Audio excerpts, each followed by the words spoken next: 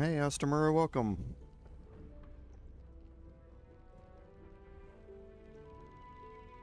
Hope you're having a good weekend so far.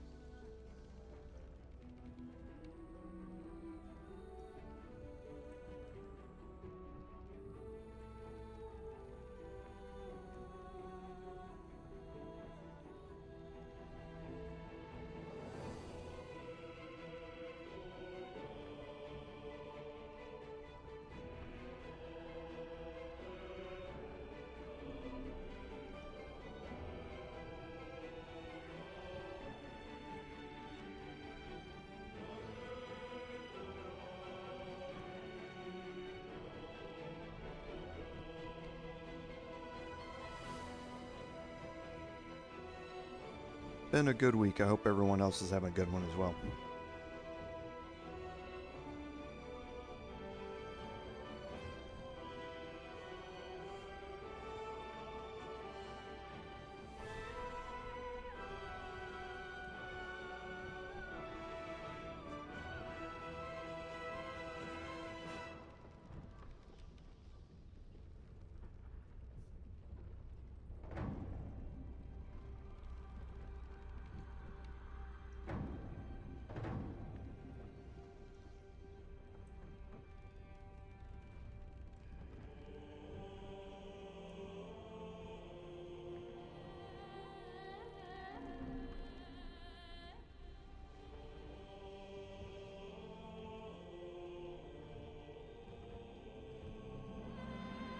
Oh, that's awesome. I remember when I was a kid, we used to do that for our school, plant trees and then come back and see them, a couple of decades later.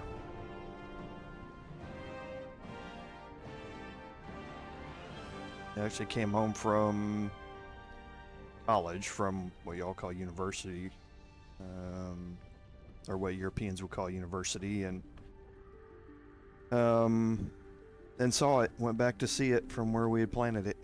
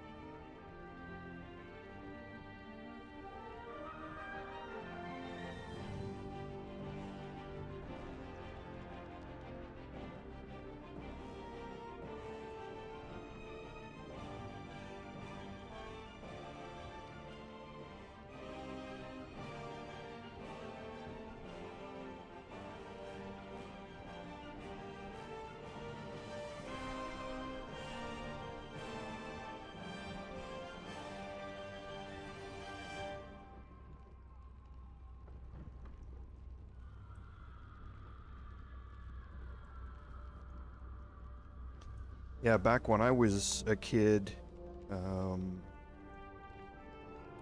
Earth Day was a relatively new thing. I think Earth Day was first designated in 1970 in the US. I could be wrong. It's been a long time. But yeah, I remember when I was in 3rd grade, I think, which would have been 1982, I think. We went and planted a bunch of trees. Went out on a field trip out to a place they had designated for us, and we planted a bunch of trees out there. And then every year, the 3rd grade class would keep coming back. But geez, yeah, that was a long time ago. It's kind of hard to believe that was over 40 years ago for me.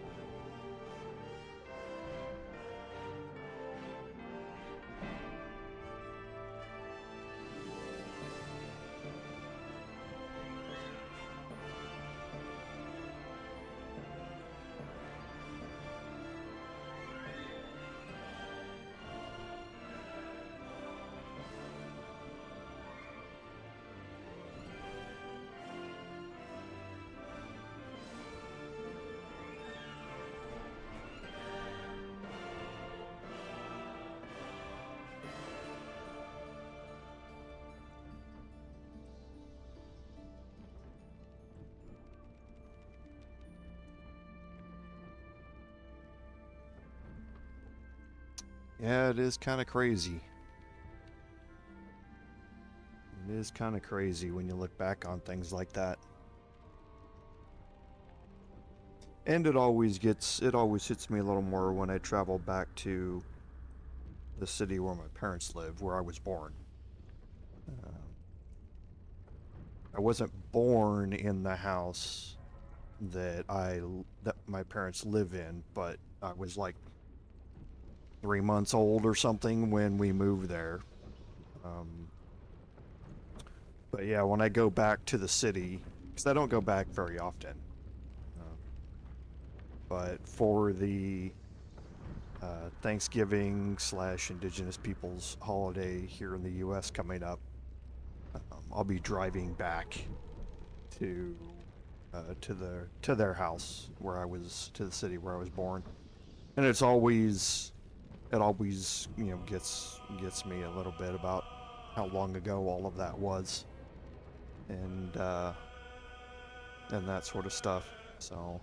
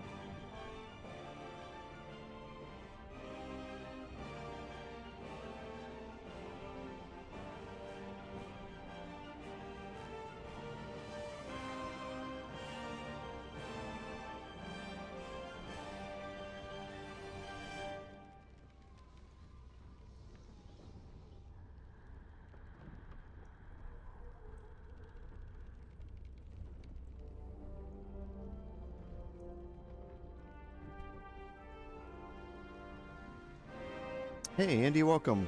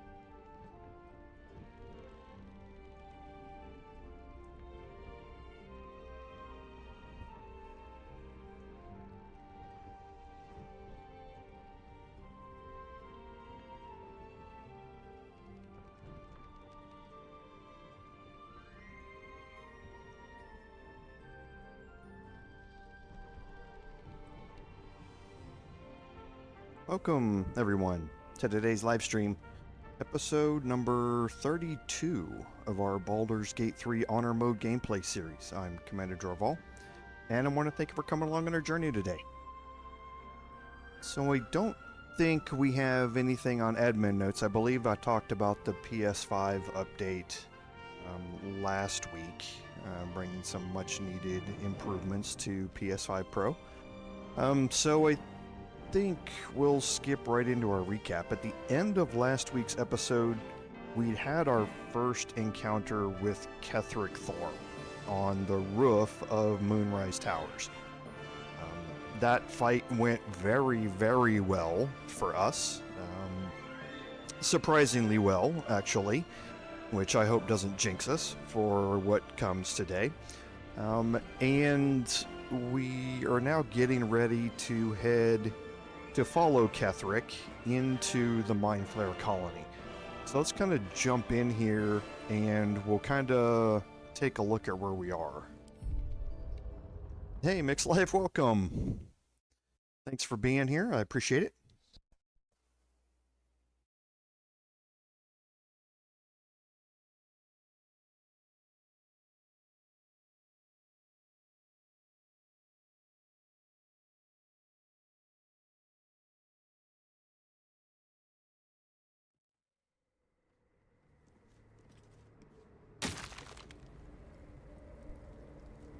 Okay, so here's where we ended up on the roof of Moonrise Towers. Now, in between episodes, I have gone and looted everything up here. I went back and sold everything off. I made a couple of minor gear changes,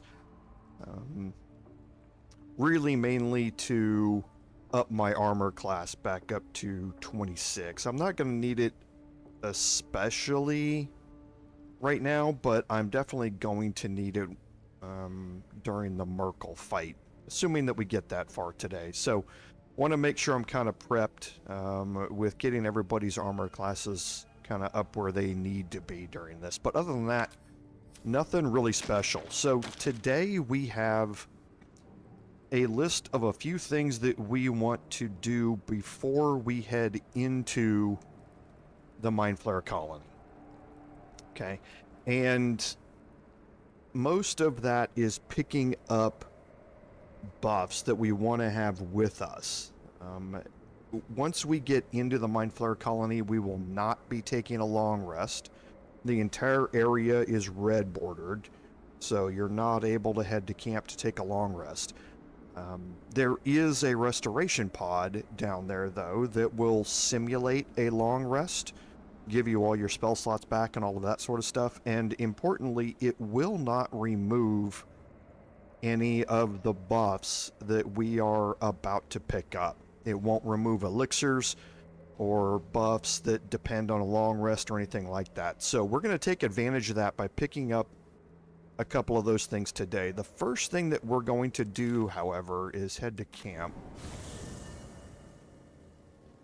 And that's just because...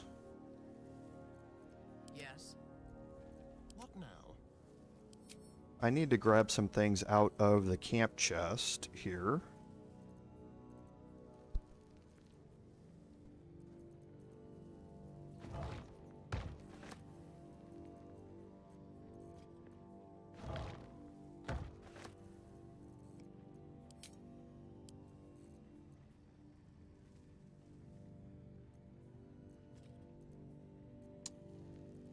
looking to see.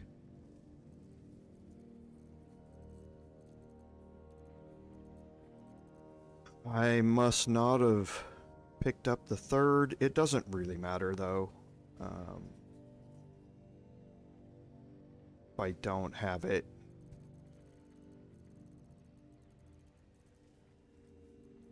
I don't see it anywhere in here.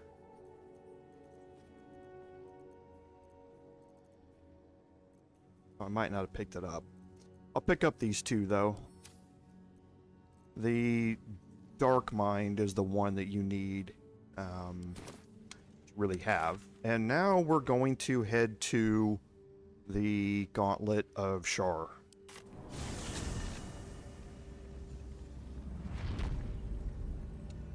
And from here, we're going to head back toward Balthazar's room, and we're going to head over here to this altar here.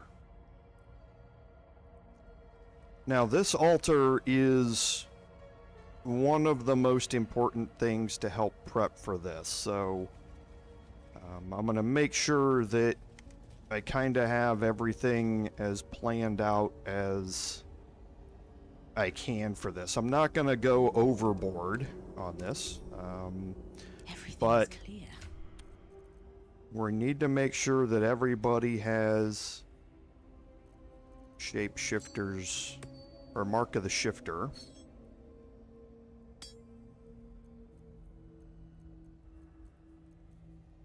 Oh, jeez.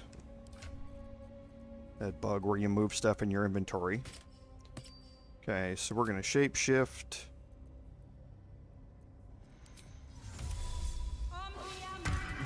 Get me the Mark of the Shifter buff. Then I'm going to put the Warped Headband of Intellect on. And I'm also going to put on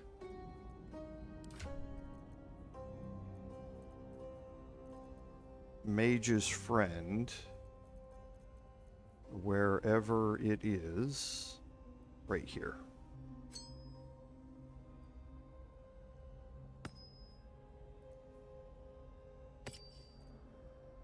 Okay, so now my religion checks are +4. I also have a +4 from Mark of the Shifter. I'm going to cast Guidance. Let's get on with it.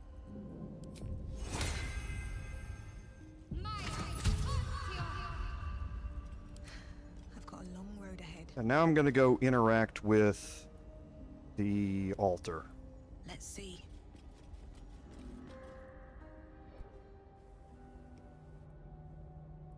A place of offering to the Dark Lady. May she embrace the entire world. Actually, no, I'm not going to do this because I need to take my long rest first. Yes, I need to take my long rest first. I wonder what the next move is. Yes. Almost forgot. We're going to take a long rest, just make sure that we are completely buffed up before we head into there. We have all of our action economy back. There's nothing that we need to talk to anybody about in here, so we're going to immediately go to bed. Seems simple enough.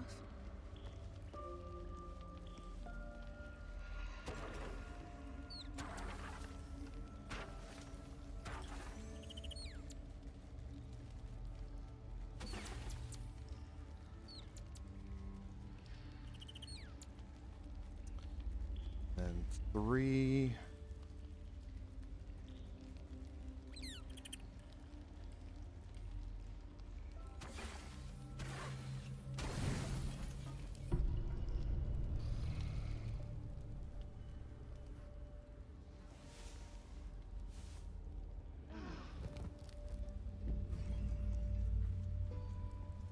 Okay, now we can leave camp.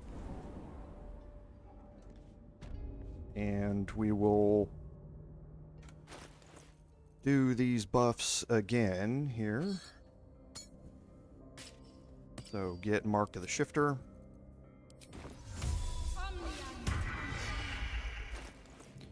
Put on Mage's Friend, the Warped Headband of Intellect. What's Get next? Shadowheart to cast Guidance. At least things have stayed interesting.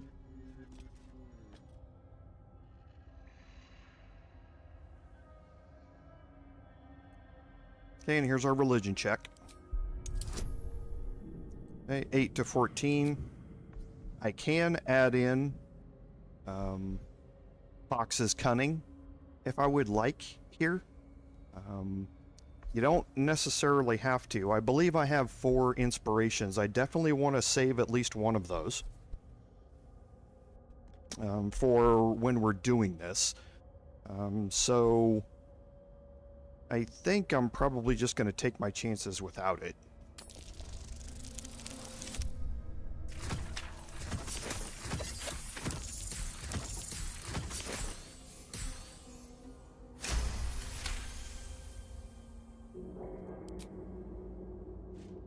A pleasurable shiver runs down your spine.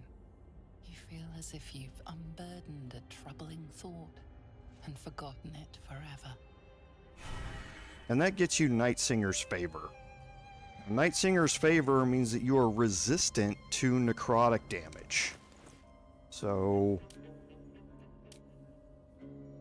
I'm now taking half damage from all necrotic attacks, both magical and non-magical. That's important because the main damage source that you're going to get during the Myrkul fight is necrotic. So having everybody with resistance to it is very, very helpful. So now I'm going to go back to where I was previously. I'm going to take all 4 of these, send them to Astarion. And Astarion is going to do the same thing.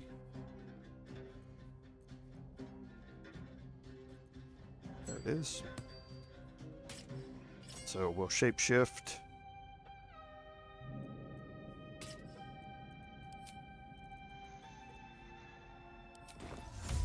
You touch us, you touch us.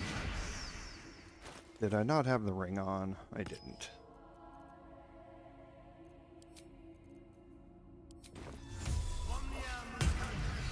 Okay, so there's Mark of the Shifter.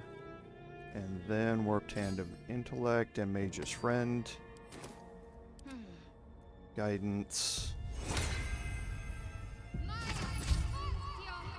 Someone there. And quickly we will end here.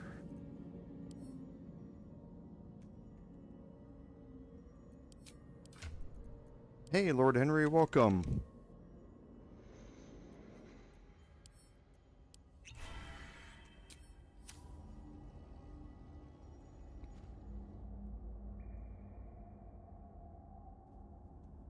A place of offering to the Dark Lady.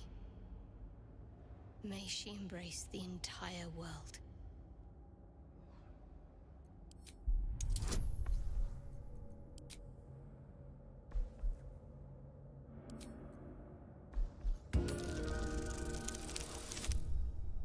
Okay, didn't need to use the Bardic Inspiration, but I can afford one here and there.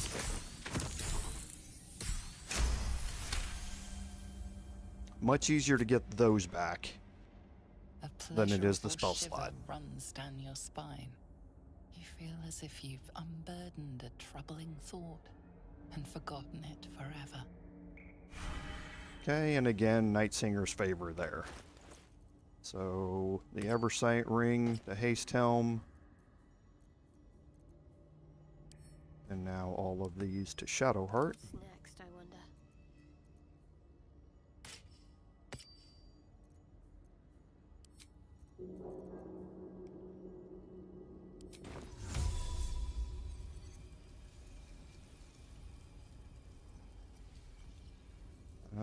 Let's do half elf. Just so we have different pictures up here and I can keep everybody apart by looking. And then Mage's Friend, the Warped Headband of Intellect,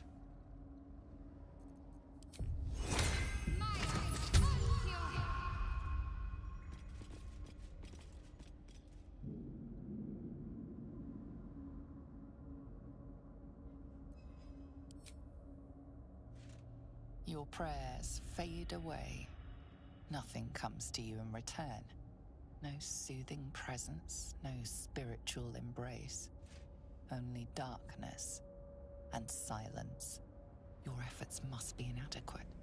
You must do more to please Shar going forward. And Shadowheart has a special interaction here before you get to the religion check. But because of it, she's going to have advantage on this roll.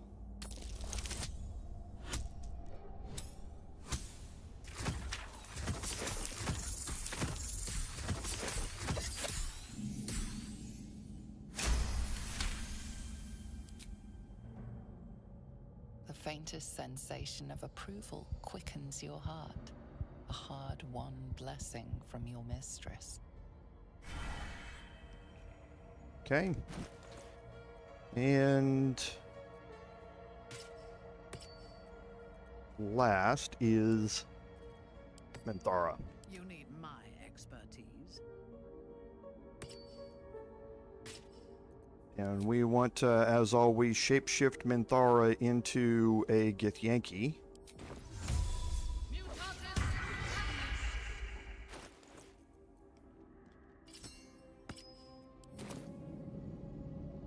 Fine.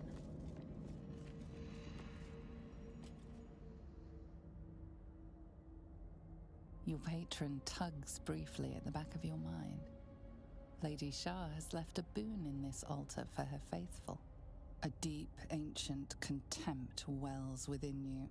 To steal a boon from these upstart gods would only be right. Okay, now I do have a deception check here from the warlock portion of me, but I'm going to go with religion. It's the same numbers that I'm going to be, or actually religion's better because I'm getting +1 from Mage's Friend.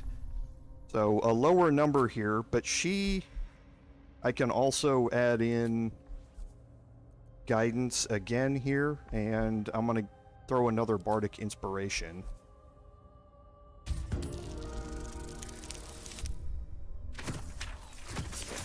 And no, Lord Henry, I'm not.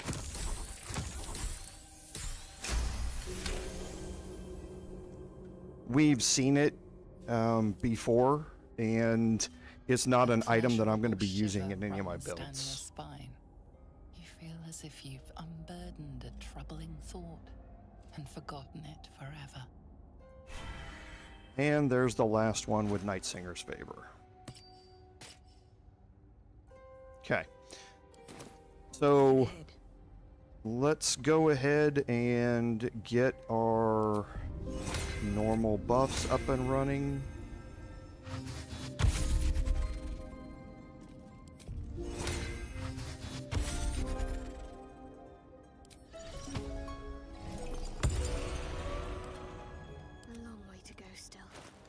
Okay, Shadowheart with the Drake Throat Glaive. Now with Shadowheart, I'm going to use this on Minthara.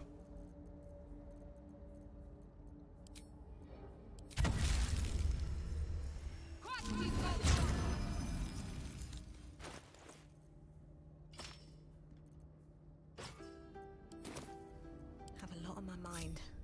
Okay, and now everybody has the Night Singer's Favor, so everybody is resistant to necrotic damage for the Myrkul fight that we're going to have. So the next fight, or the next buff that we want to get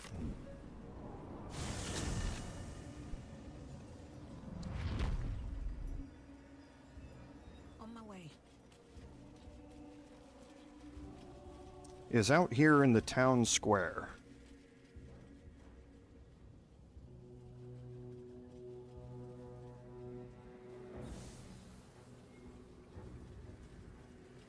And that's the Sharran Sanctuary here in the middle. So I believe we start here.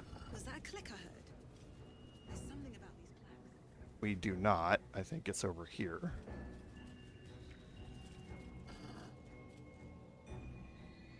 Here goes nothing.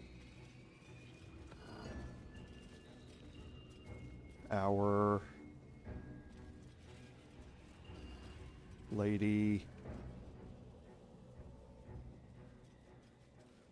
of loss. Okay, and that's going to open up the Sharran Sanctuary. Okay, so we're going to head in here. The curse has no effect here. What is this place? And head on down to the bottom.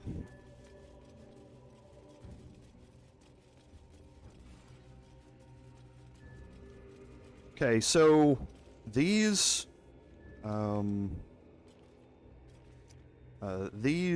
down here are saving throws that we're going to have to make, and as such, we want to buff saving throw things while we're going through this. So there are 3 buffs that we can get down here, and they're all to the spellcasting stats. We have charisma here, we have intelligence here, and we have wisdom here. The charisma buff is going to be very useful for Minthara, in that she's using her the Githyanki, or the Silver Sword of the Astral Plane, as a pact weapon, so her 2 hit and her 2 damage are based upon charisma, not her strength. We're not going to buff her strength for this when we can get a better buff out of it here for her charisma. In your name. So here we need to kind of work through the things that we're going to use to buff up saving throws, and that is the Ring of Protection and the Cloak of Protection, both of which offer a +1 to this saving throw. Shadowheart can cast Resistance.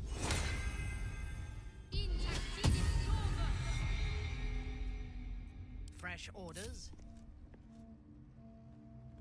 Moving out. Are you bold of heart and sharp of tongue? Can you turn any and all to the Dark Lady's cause? A deep eldritch hum echoes in the corners of your mind. Your patron knows a thing or two about turning people. Okay, and here's the saving throw. Now, the other buff that you didn't see me do is that the Silver Sword of the Astral Plane gives you advantage.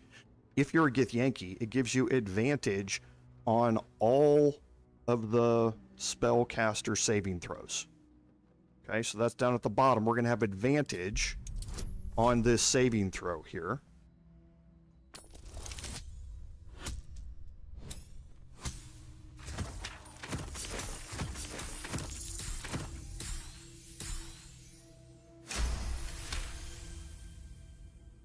Confidence surges through you. You feel like there is nothing you can't do, no one you can't win over. The statue seems to agree and approve. Okay, so now Minthara has Dark Lady's Grace, so she has a +5 bonus to her charisma. So if you go look at her charisma, she's now 22, so she's getting a +6 to hit and to damage from the Silver Sword of the Astral Plane. And that's because it's a pact weapon and she's using her charisma as her plus modifier for this. Okay, now the other 2, we have intelligence and wisdom. The intelligence doesn't really matter as much where that goes. The wisdom buff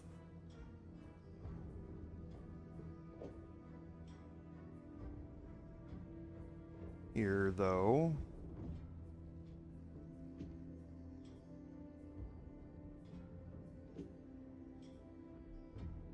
is useful for unarmored defense. While not wearing armor, you add your wisdom modifier to your armor class. So for Astarion, having the wisdom buff would be very useful. Now, to do that, we're going to again put these back the way that they were, and we're going to take these two and this, and we're going to shift it to Astarion. We're going to have Lae'zel. Awaiting orders.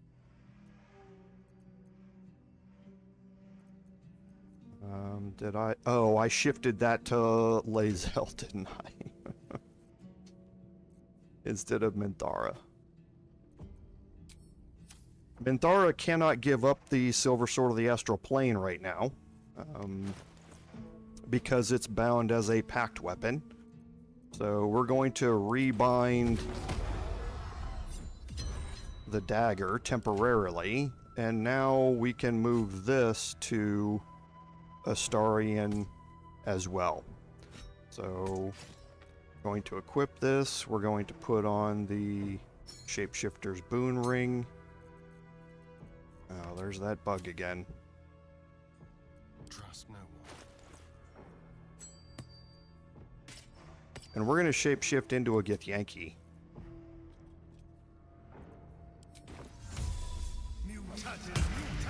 That's going to give him the advantage on the saving throw here. We're going to equip the Ring of Protection and the Cloak of Protection. We're going to have Shadowheart cast Resistance.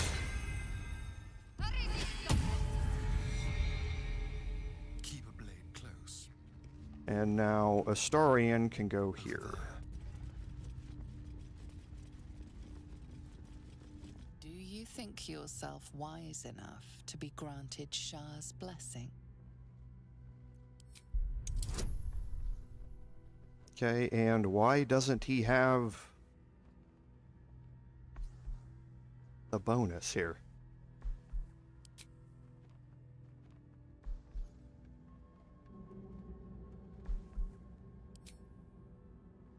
I don't know why this is.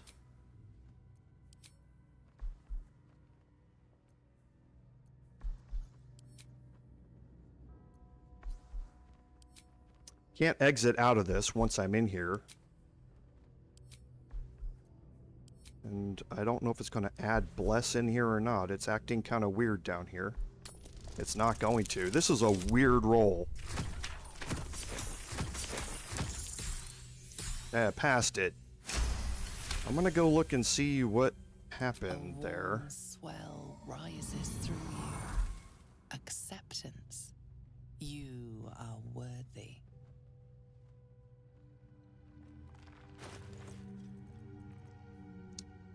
Now that's kind of weird. I wonder if it only does it if you equip it after you've been shapeshifted or something. That was very, very strange. I'm not entirely sure what was going on there. For intelligence, it doesn't really matter what is happening here.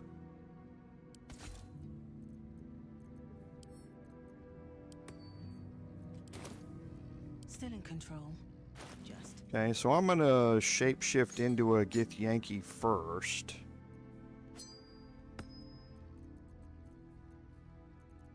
Just to test that out.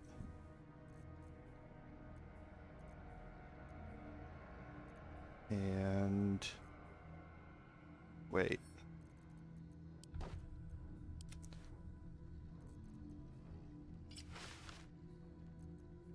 Okay. Still breathing, despite everything.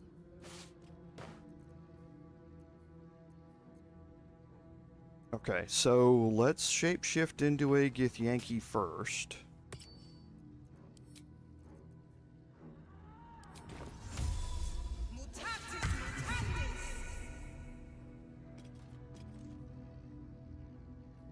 Okay. Then equip the sword. Now I should have advantage on that. And then apply the Ring of Protection and the Cloak of Protection. These boots have seen everything. And now we'll go here. And for the intelligence, you also want to equip the warped headband of intellect.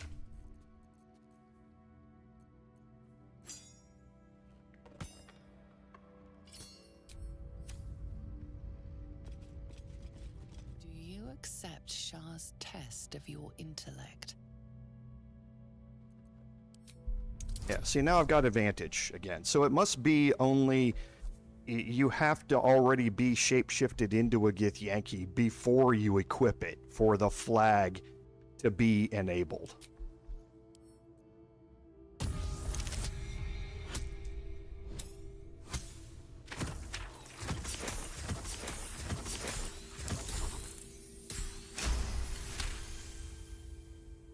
You feel a small pulse of energy race up your spine, and a strange sensation of acceptance.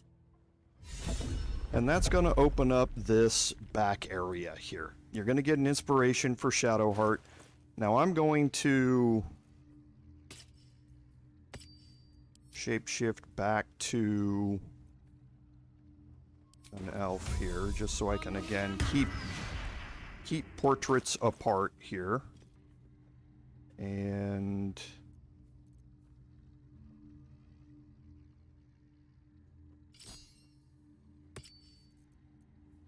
okay, and then this, and this should still be my packed weapon, but we'll bind it again just to be on the safe side.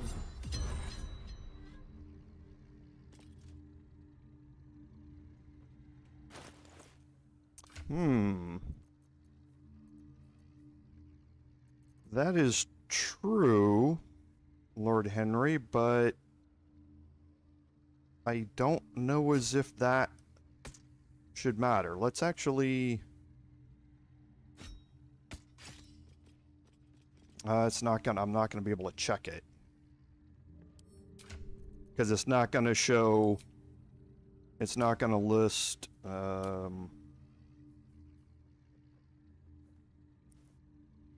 the saving throws in here for any of them. I mean, he's not proficient with it, but that's not a proficiency unlock. The proficiency unlocks are down here. So we obviously can't use Soulbreaker or any of these types. But I'm not entirely sure that should have, if it did, if that's the reason, I'm not entirely sure that should have canceled this out.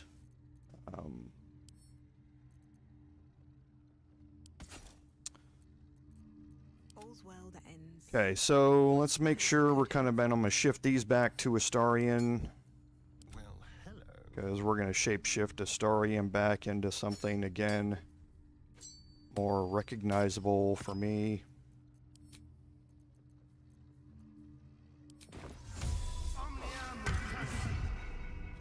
Okay, everybody should have Mark of the Shifter and Night Singer's Favor. And then 3 of us should have the Dark Lady's Boons.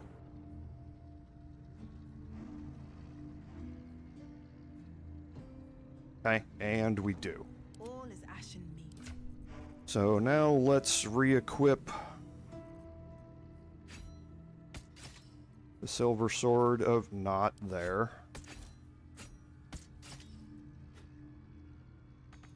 The Silver Sword of the Astral Plane on Minthara. We will rebind that.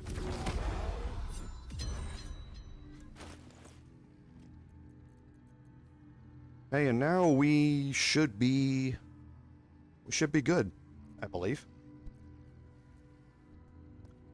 To continue on with this. Now, there is Never wanted the easy path. another thing that we can do down here.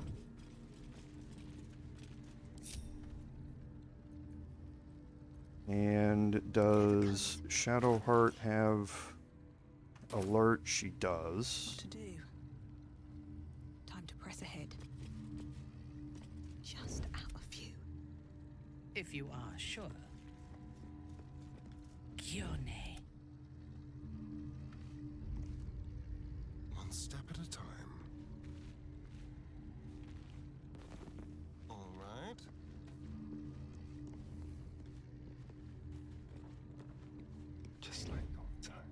And we're gonna have Shadowheart go in here and No time for dally. step up to the altar here.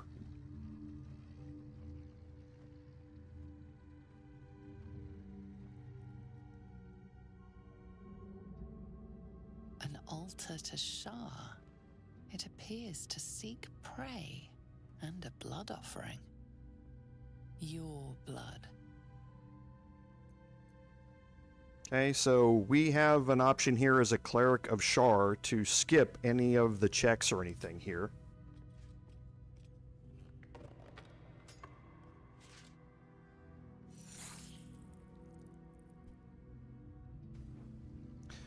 And that is going to reveal a couple of scrolls and a couple of potions. And an elixir of necrotic resistance would be very useful if you haven't saved the buff from the Gauntlet of Shar.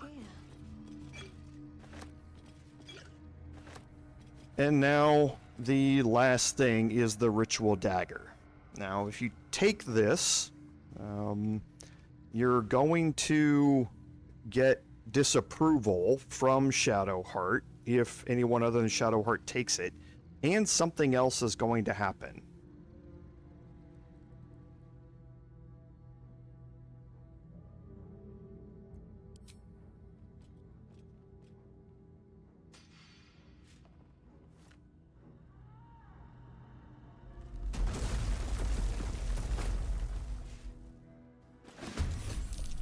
Okay. And this is going to spawn, you're going to get the Ritual Dagger of Shar, but it's also going to spawn 3 Sentinels. Now, these Sentinels are all based around the individual ability scores of the statues that you have out here. The Charismatic Sentinel is a Paladin. He is by far the most dangerous one out here to deal with.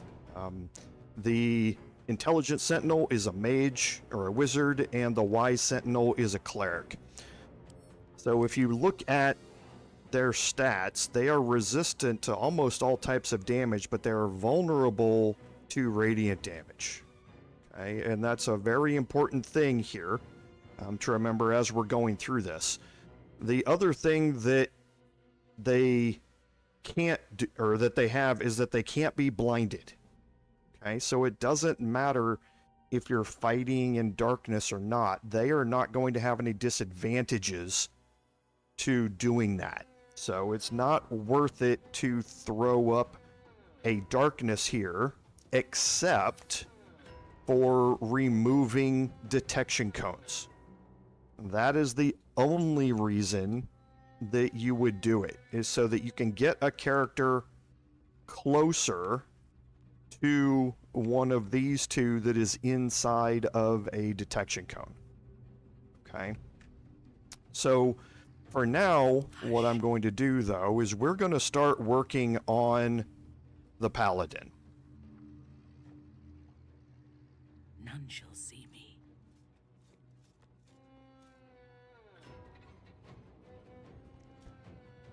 Okay, so with Great Weapon Master all in, I still have a 99% chance to hit here because of the advantage that I have with hiding.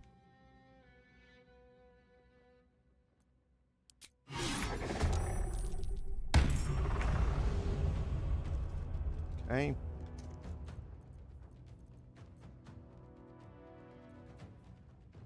Hello, you. Now, Astarion,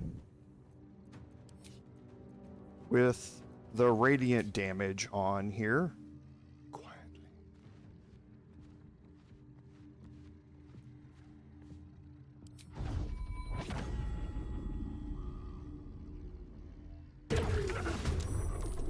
Okay.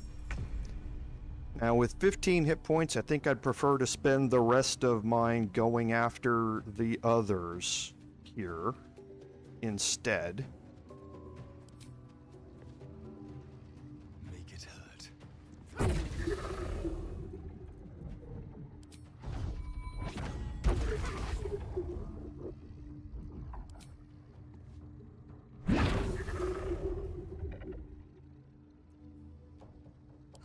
Don't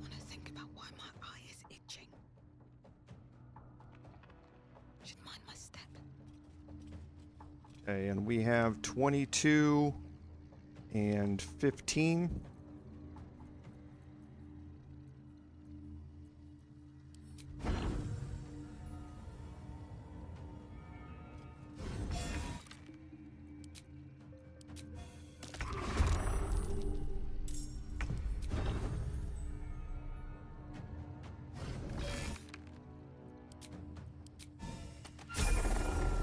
Okay, so that removed one, and this is why we did that fight, is because we now have received enough XP for a level up. Okay, that's why we were doing it with 5 hit points.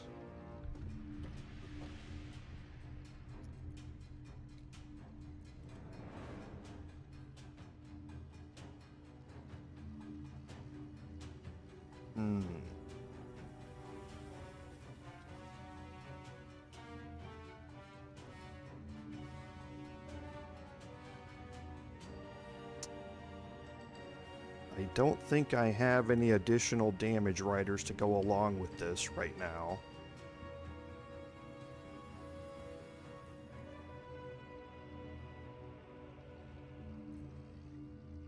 I'm not attacking with advantage. I am attacking with advantage. So yes, let's go. Critical miss, of course.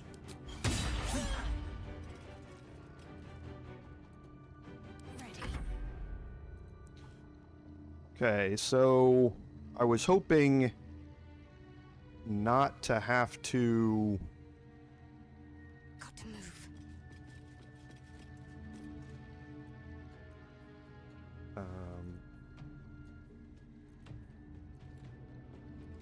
Was hoping to be able to cast Darkness here just to shield from any offensive spells like Guiding Bolt, but I'm not going to be able to do it here now.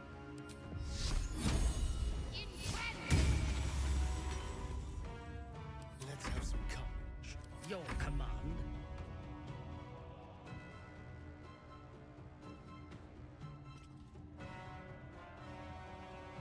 A bold maneuver. Let's get up next to her just...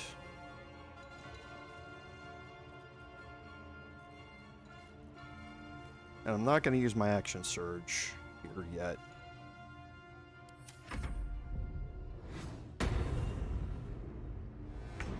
Okay, so that worked out well. She cast Cloak of Shadows on herself, and then I immediately revealed her, so...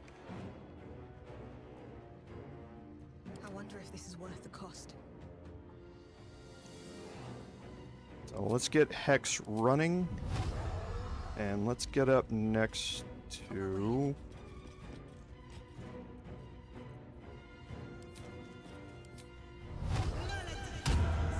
get the 8 temporary hit points.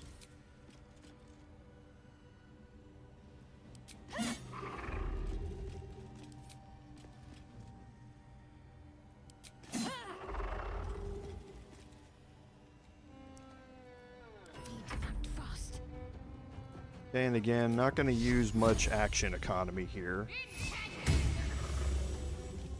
Let's turn someone inside out. Because Astarion's going to be doing the majority of this damage.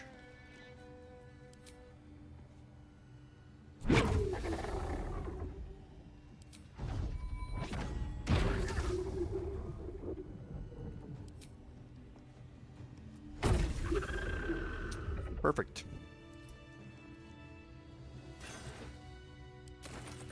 Got a little searching that we can do here.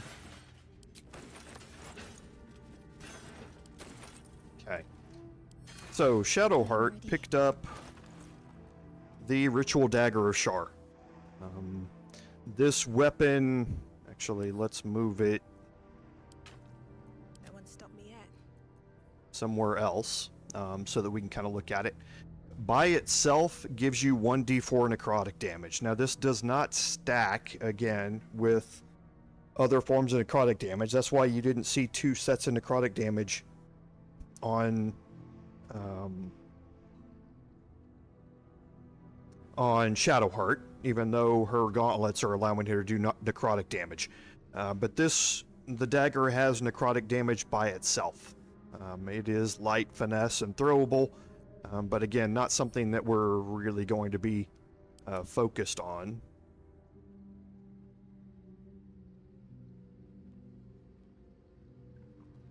That's interesting.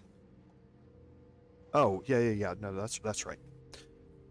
And that is marked as my packed weapon. Okay. So now our level ups here.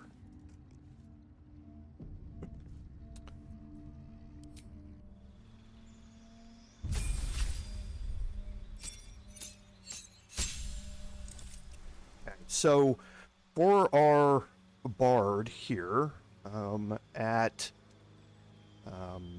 at level 10, we have a couple of options. This is going to get us level 4 spells and replacing a spell, but other than that, not a whole lot. We can also head down another path here with the bard, and this is where we're going to end up going. We're going to splash Paladin here. This first level is going to get us a little bit, but honestly not much as far as our combat capabilities go. It's really going to come into play at level 11, where we gain our second level of Paladin, and at that point then have access to Divine Smites. And that's going to be able to take your Slashing Flourish, which is hitting 2 targets, and really up how things play out with that. So this is how we're going to end up going here. Arguably, this level at 10 is probably not the place to take it. But I'm going to start it now. We also are going to gain some healing options out of this, but Divine Sense is also going to be very, very useful, because then getting advantage on attack rolls against undead means that our render of mind and body, since we're always attacking with advantage against the undead, is going to always be proccing the additional 1d8 damage. So even if we're not fighting in darkness, we still have the opportunity to gain advantage. We also have that against Celestials and Fiends is going to come into play quite a bit more in Act 3 as well. As far as the subclass here, I'm not too entirely worried about my selection here. It's this whole thing is going to end up changing, and you'll kind of see why, how that's going to work. But the additional radiant damage can also be useful.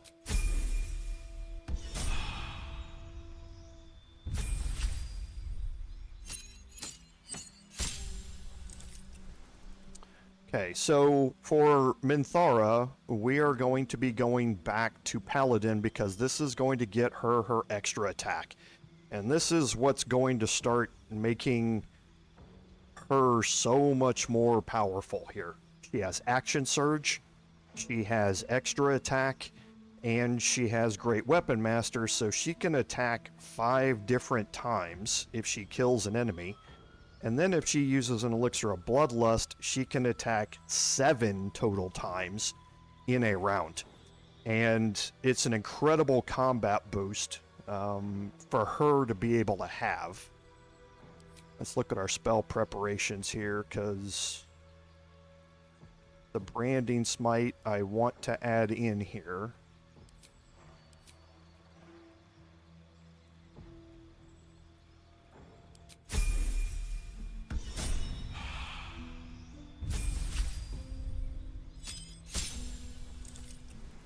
Astarion at monk level 7 is going to gain Stillness of Mind. So if he's charmed or frightened, he automatically casts it to remove the condition. This is going to be incredibly useful in the fight that we're going to have coming up against Myrkul. The stillness or the frightened condition, he is now able to avoid that. He gets evasion, so if he succeeds on a saving throw and is only going to take half damage, he's now going to take no damage at all from that. Again, incredibly powerful when you have a high dexterity character, and he's going to get an additional key point out of it, which is always useful.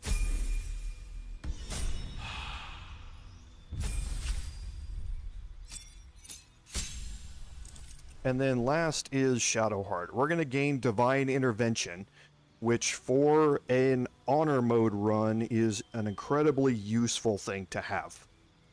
That's why I'm taking her up to level 10 in this as fast as I can, just because especially as we get into Act 3 and the way we're going to be progressing through Act 3, I want to have this save my honor mode run type of button available to me. And it doesn't really matter what we're going to do here. I'll go with... Yeah, it doesn't really matter what I'm going with here. I guess I'll go with Blade Ward, but... And now let's go back and look, because Astarion didn't have the right...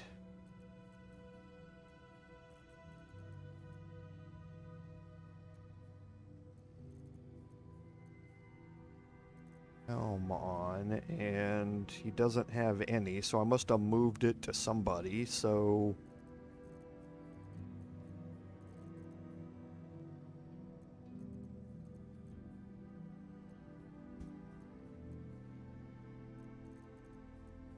What helm was a star? Oh, there it is. No, there we go with it.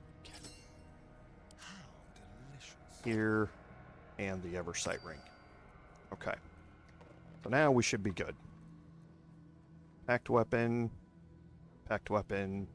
We're good. Still alive, so... Okay, let me check my notes here real quick.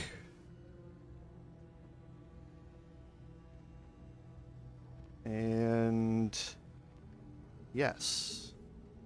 That is it. There's still one more buff that I'm going to pick up, but we don't have to do it now, and it's not for anybody in our party. So let's head to Moonrise Towers. We're going to head into the Mindflayer Colony. Moving in.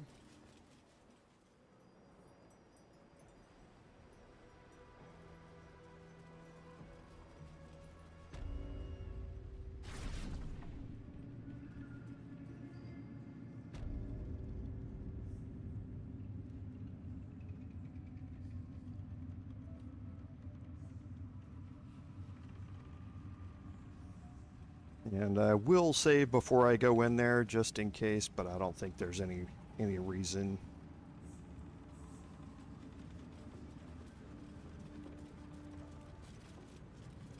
That we shouldn't be ready to go in here.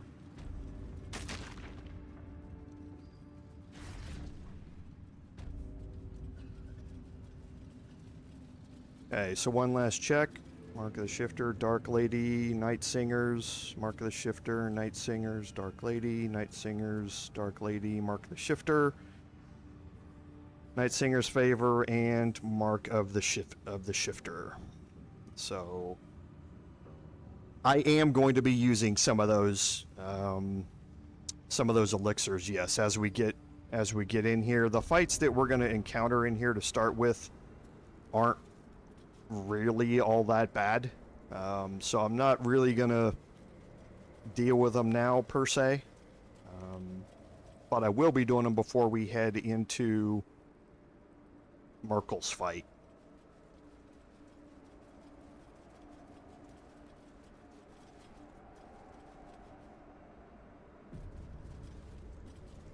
Okay. There is work to do. I can do better. So we will drop a save here.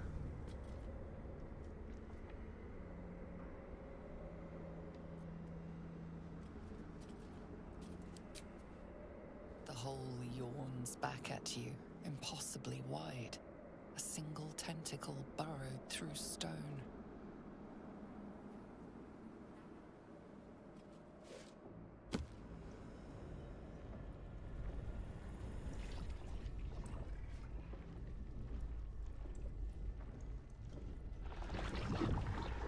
This must be where they harvest the tadpoles. We're close to the source of the infections.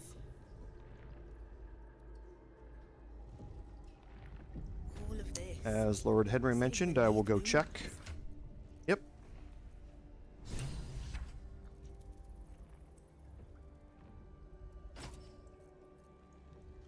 Thank you. 26, 20, 20, and 21. So, yeah, that's what I should be at as far as the armor classes go.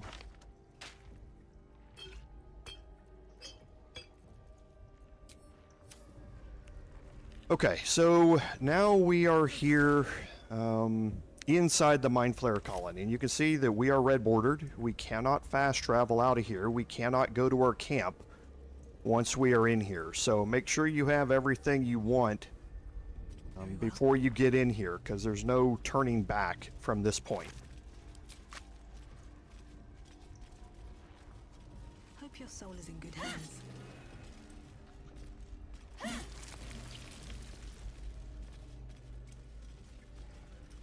We're gonna have some non-hostile intellect We are devourers very roaming close to around. the source of the absolute now. That telepathic storm has become a tempest.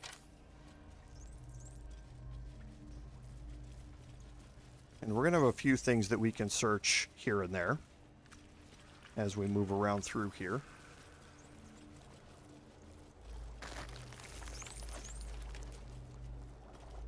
Okay, the first thing that we're going to do though here is Wonder how many pilgrimages to Moonrise To a ended down necromancer, here. a morgue is a muster yard. is this room here. And in this cage over here is us. Now we remember us from the Nautiloid. If you manage to not get us killed on the Nautiloid, us is here waiting for you. And we have Chop here. Something to keep in mind about intellect devourers is that they have blind sight. So they are not going to be affected by fighting in darkness. Chop, however, does not. So let's go in here.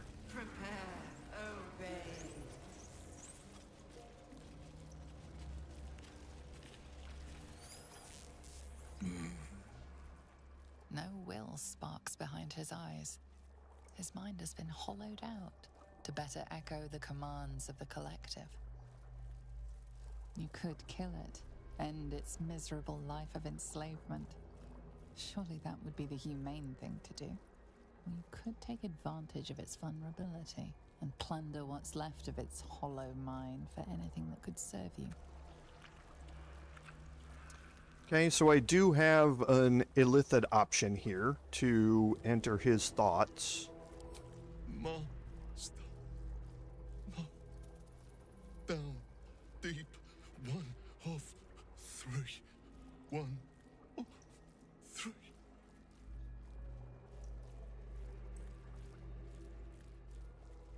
Chop, chop. Help them. Become.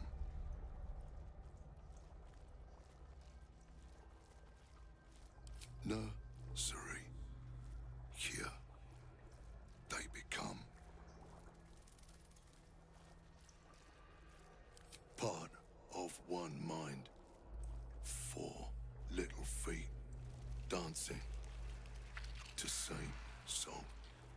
With a lurch, you realize he means the intellect devourers. Here, the brains are harvested, made part of the hive mind. But there is one. Little kitty. Dances. To another song. Same song. As you. And he's talking about us. Locked up. Bad kitty. thinks it is. Other.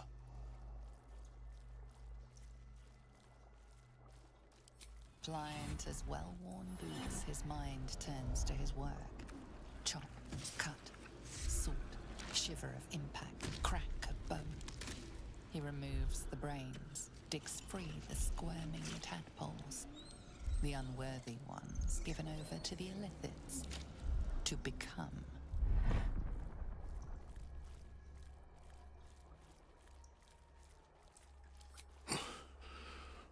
Yes. Yes. Please. Okay. So Chop wants things to be ended here. This lake of blood again. And we're going It's even to bigger up close. grant that to him. Sort of fight. And now you have one. Think, mate? Not for long. Time for Chop. Okay, so we rolled pretty well. Minthara's behind Chop, but Chop won't survive this. So let's get Shadowheart to throw out darkness just so we can get advantage on all the attacks against him.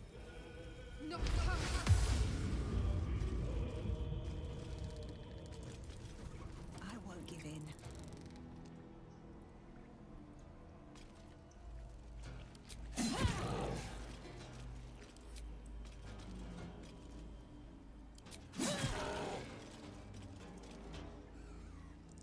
Got to keep fighting.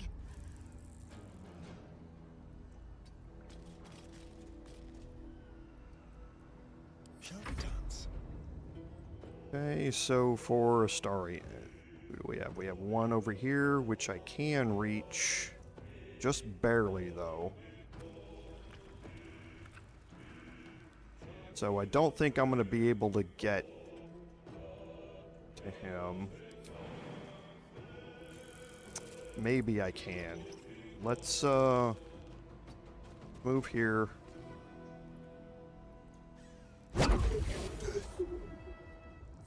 Okay, and then here. No more Chop. Chop. Chop.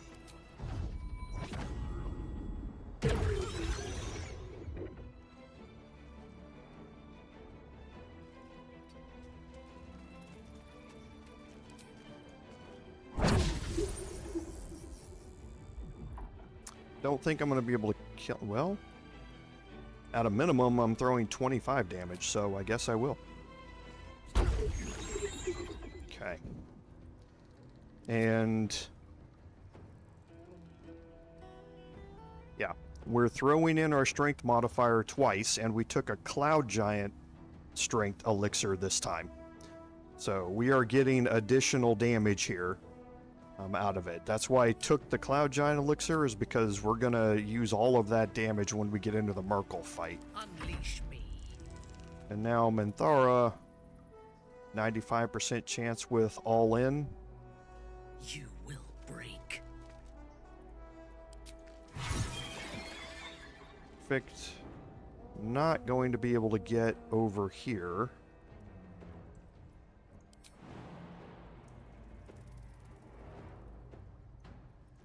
Yeah.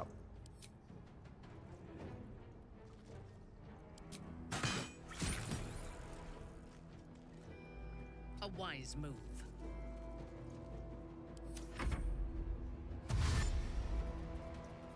Like the dashes. That means they're not going to be attacking. What do I have to lose?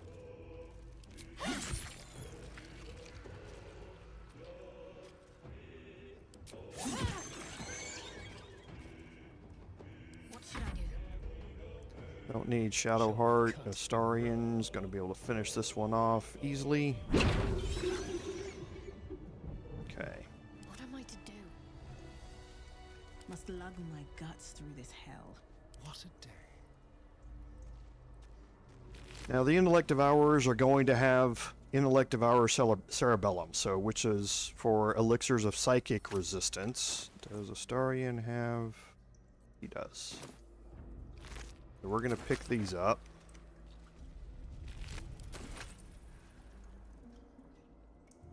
And there's a bunch of stuff left over down here that we're also going to pick up and search. Be able to sell all of this stuff off Prepare the march. later. My chosen gather below.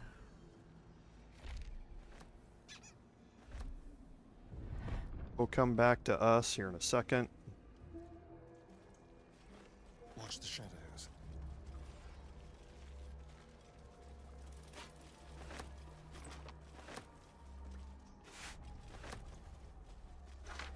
Okay, and we've got another body here that we'll be able to pick up.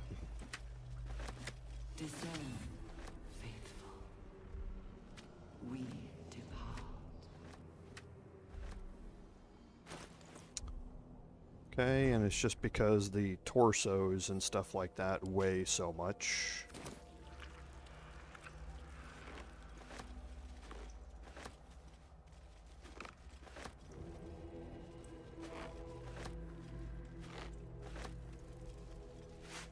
And the butchered mind is also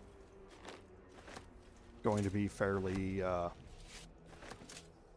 heavy. The absolute moves. Okay, there are some cool helms in here. They don't do anything other than give you Constitution saving throws +1, but they do look really, really cool.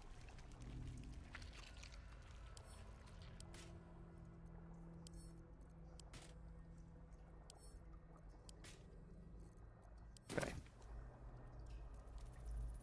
I hope this is important. For your sake. Design.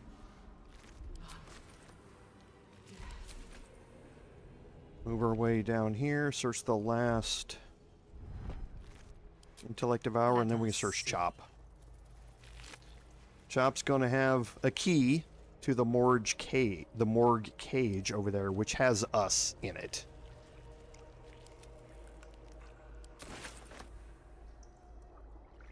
No one back home will ever believe this. Baldur's Gate will know my design. We are free! Thank you, friend. But perils remain, near and far. Better to stay together. You and us, we will remain with you. Call us, and we will be at your side. Okay, and that's going to give you an item to summon us.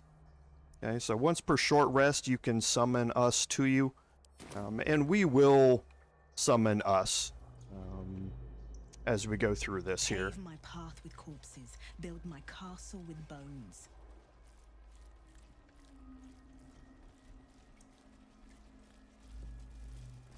We'll continue on through here. Here we go. Descend. These symbols are nonsense to me. So why can I read them? Always shut.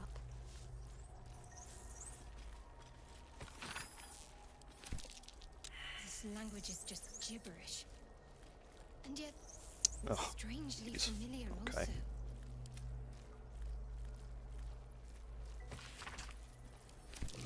Mindflayer script, but I can read it perfectly. Huh. Another benefit from the lodger in my skull, I suppose. You don't have to pass this. It doesn't do anything. We already learned how to read these way back in the Reporting. prologue.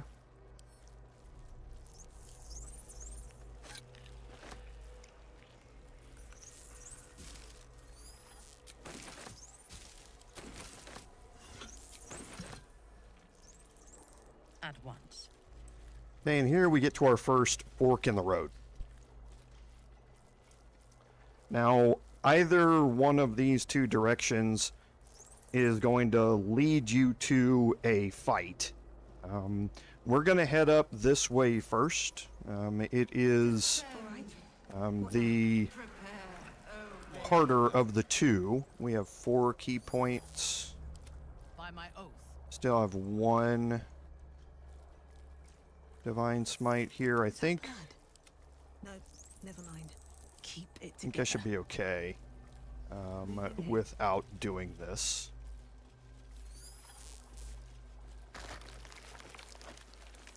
Okay, so you can see we have a quest marker that we're fast approaching, and we get into the Tadpoling Center here. This room is where they bring people to infect with tadpoles. Some of these chambers are empty. Some of them have things in it.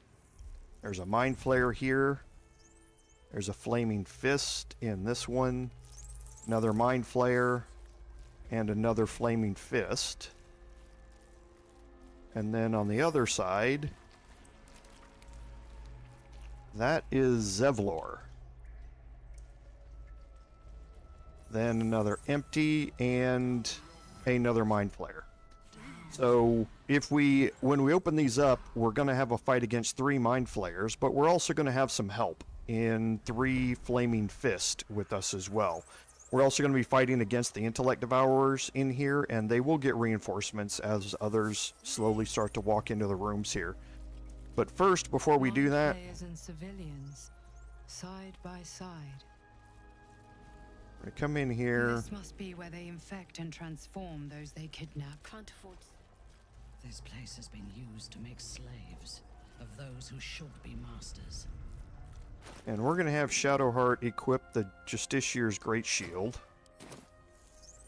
And cast Guidance on herself. And we're at 8 tadpoles now. Brine pools, but empty of tadpoles. Unusual. Harvesting all the larvae indicates they are getting ready for something big. A parasite. Take it. It might be useful.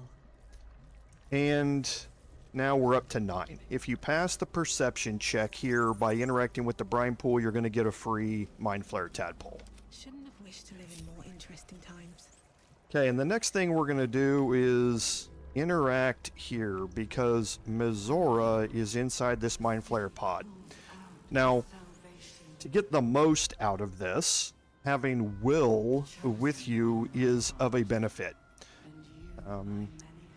As far as Will's quest line goes, he doesn't have to be here, but if he is with you, as Lord Henry mentioned a little while ago, if Will is here with you, Mizora is going to reward Will with a rapier. So just like she gave him a robe for killing Karlach, if you went that way, she's going to give him a rapier. Now the rapier it's pretty good. It also has a way to summon a Cambion to fight with you, and the Cambion is pretty high hit points, pretty high level. But again, it's not something that I'm willing to leave behind Shadowheart or Minthara or Astarion to bring Will in here just to get that rapier. The darkness from Shadowheart, the pure damage output from both Minthara and Astarion are much greater than Will could ever hope to match. And that I need this party makeup, and I'm willing to sacrifice the rapier to do it. But we are going to work on the Mind Flayer pod here. And one thing I constantly forget. Is that Mizora? By Grazit's cock, it's about time you came.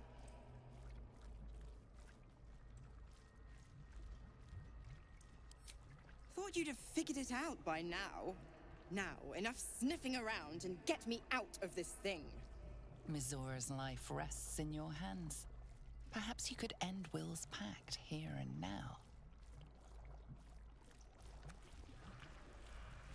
Okay, and now we're going to have some options here to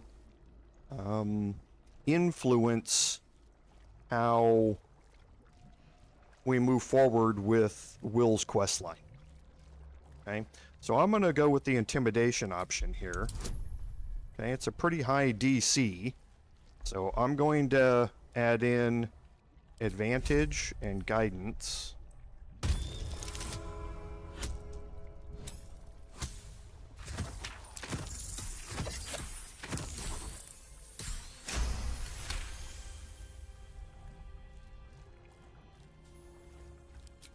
Incredible. You actually think you hold the winning hand? Fine, I'll play your game. But Clause F, Section 9. Soulbinder shall bestow reward or favor only upon soul bearer's fulfillment of related obligation. You've heard of this provision, better known as the You First clause. Now, open the pod. Your eyes turn to the control panel next to the pod. It has 2 devices marked with a lithid symbol. The controls are open to your Tadpole's command, to your authority. Okay, so we can examine either one of these. You know this symbol from the Mindflayer ship. It means annihilate. You recognize the marking from the Nautiloid, an illithid symbol meaning unleash. Okay, and this is where going all the way back to the prologue matters. If you passed the Arcana checks while reading any of the Nautiloid control panels, you will instantly know what these mean. If you don't, then they're just random, and you're going to have a 50-50 shot here, whether you're going to kill Mizora or whether you're going to free her from the pod. There's also a strength check. It's a pretty high strength check to be able to pass it, but since I can read these,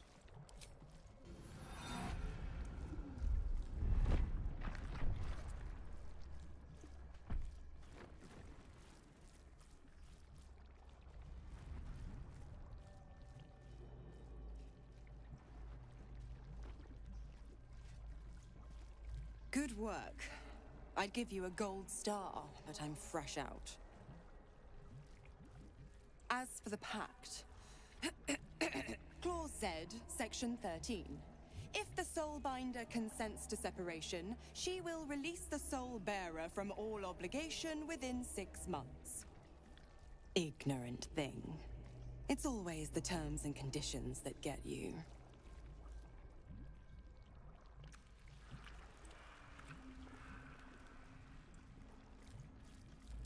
Dead serious. Don't let the smile fool you. Right. I'm out of here. I need a long bath. I'll leave you to your very serious business. But don't you fret. If you survive this place, I'll find you. The pup will be needing me. Oh, and ask Will how we met. I've loosened his tongue. It's real cracker of a tale. Ta-ta.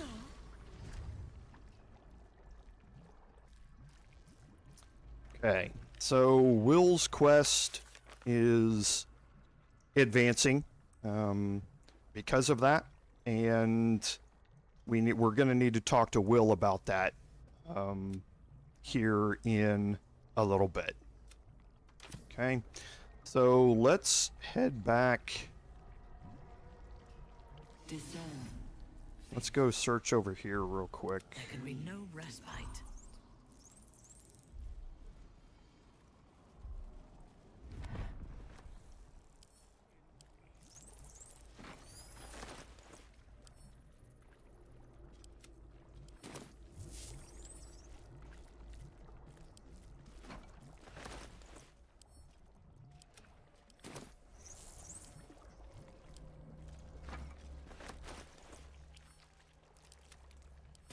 Okay, those are useful for doing AoE acid damage.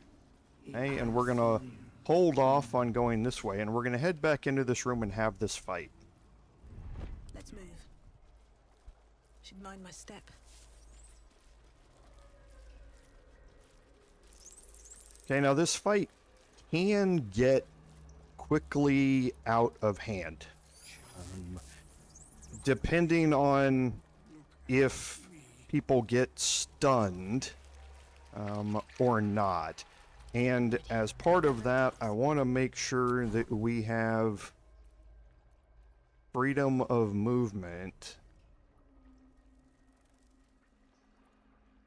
If we have it available. I don't know as if we do here.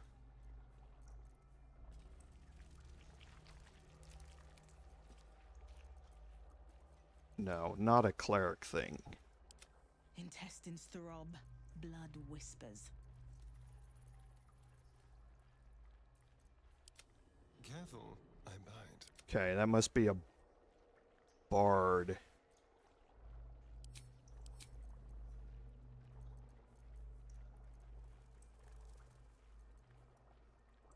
Thing.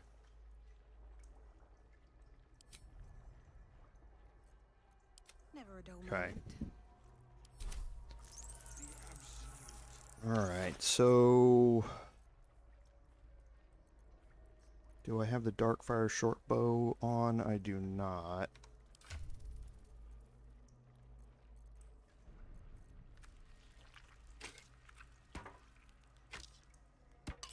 I want to shift this to gain haste.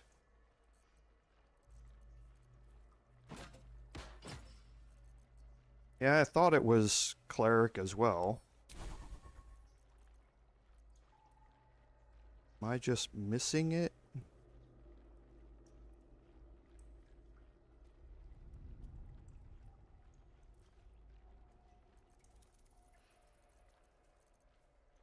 It's not here. Let me check real quick.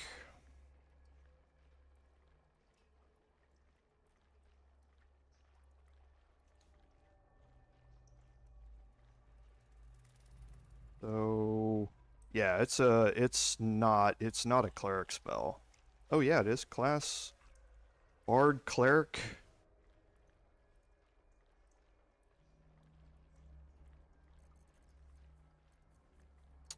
So where is it? Am I just missing it?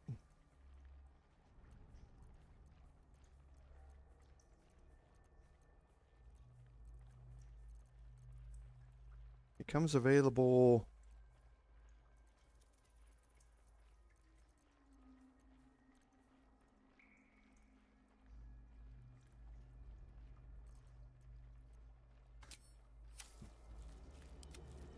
My faith protects me.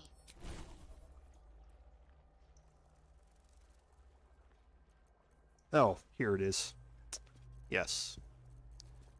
It's up here under learned by every cleric type of thing. So it's always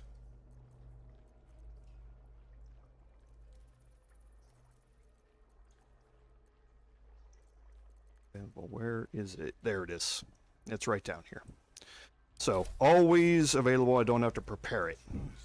It's always prepared. So, I want to have freedom of movement because you can use that to snap an ally out of a stun. If they get stunned by a Mind Flayer, I want to have the ability with Shadowheart to be able to bring them out of it, if possible. Now, the way this is also going to work is that I've got 2 Mind Flayers on this side. I'll go this way. Zevlor is also on this side, and Zevlor does a lot of damage. I'm going to have 2 Mind Flayers on this side, and these 2 don't do as much. So I'm going to be splitting things apart here. I definitely want my Bard here and Minthara over here. I'm going to move Astarion. Don't linger.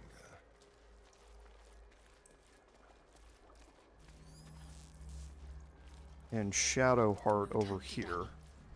Have to keep pushing. I'm actually going to keep Shadowheart in the middle. They're going to want to go after Shadowheart. You will see that. Going after spellcasters. What now? Hellrider for life. At your bidding. Okay. And then I am going to summon us.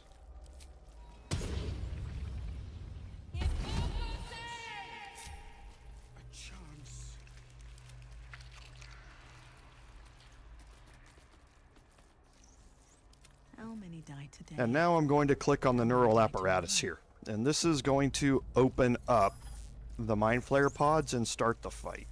Trust in me. And actually here I can take my elixirs. So I'm going to have Minthara take Our enemies still draw breath. an elixir of bloodlust.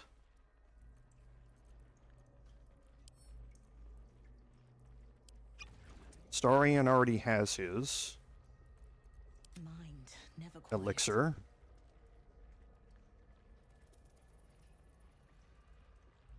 Or me, I thought I had more than this.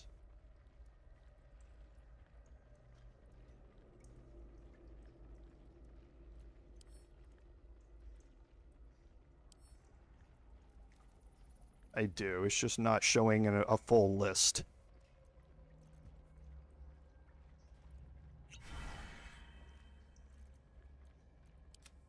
My faith will guide me. Father, they will die for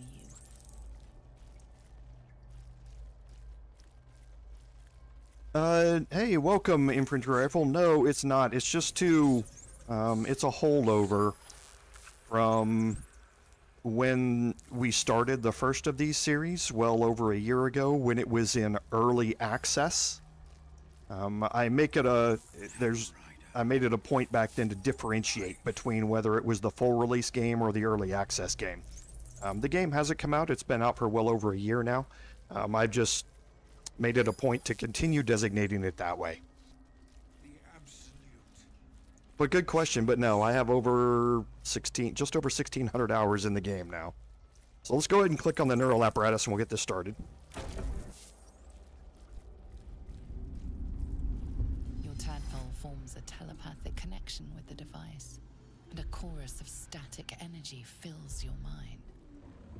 Every mind flayer in the room calls out hungrily from its pod, seeking release and sustenance. But there are others in the pods, those not yet infected, not yet elithid, terrified, desperate to escape.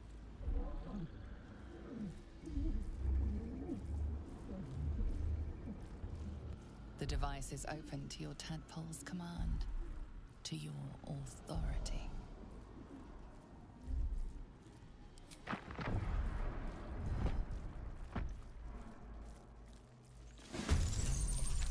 Okay, and here we go. So we did roll fairly well in initiative here. So let's start off with Astarion and see how much damage we can do here to these two. So there are no resistances that we need to worry about from them. So let's go ahead and start things off.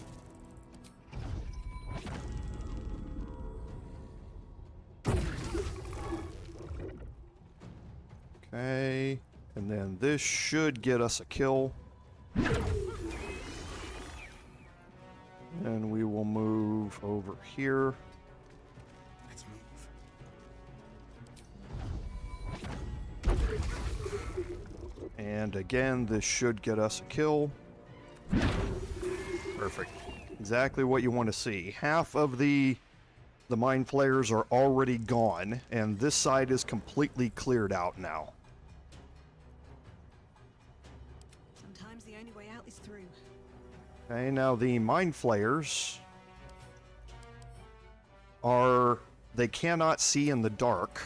Can't give up. However, they move around quite a bit. So they're not going to stay in the darkness very long. But this will give me advantage Where do I go on from my here? attacks for this first one. So we're going to reapply Hex.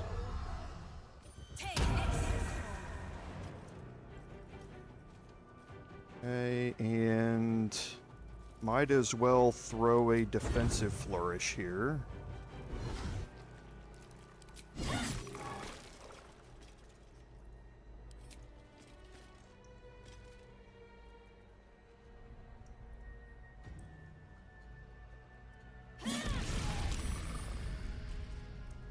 to focus. Okay, Shadowheart is done. Astarion is done. Now for us has a couple of special attacks. He has a Synaptic Discharge, which is 3d8 plus 2 psychic damage. It's a ranged attack that he can use.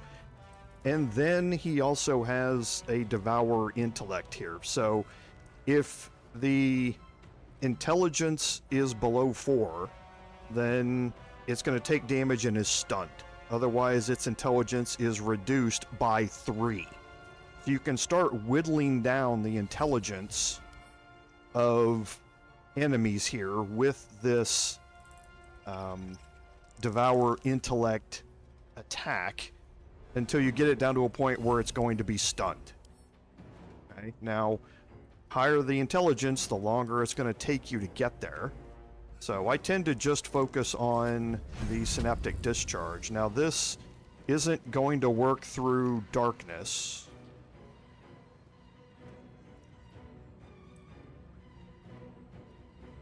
I don't think.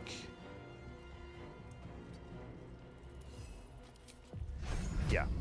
Doesn't work through darkness.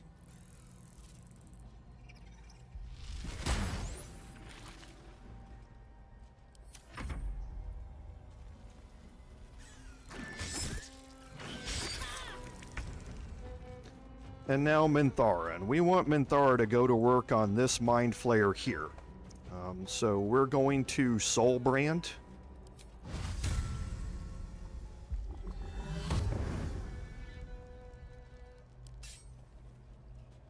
With Great Weapon Master all in, I'm still 95% chance to hit.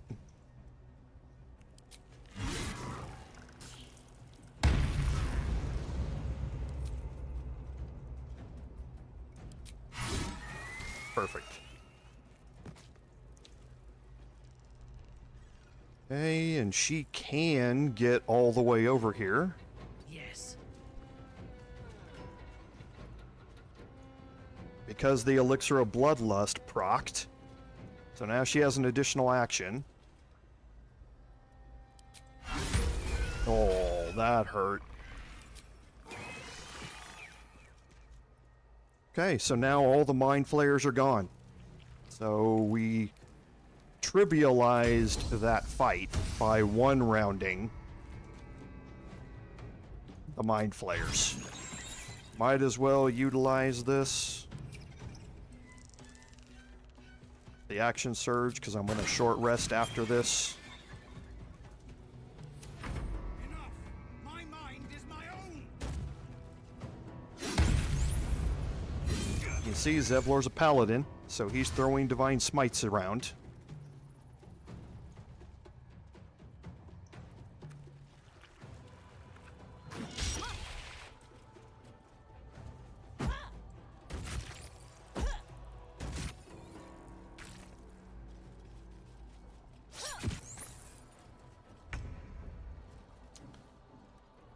Alright, so Shadowheart should probably be able to get a kill here. Perfect. Can't even catch my breath. I can reapply Hex.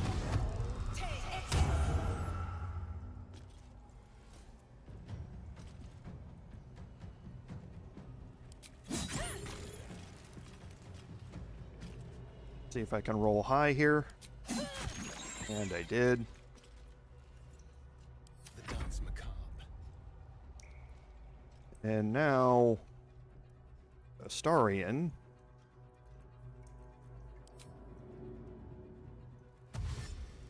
can move all the way across the map. This way.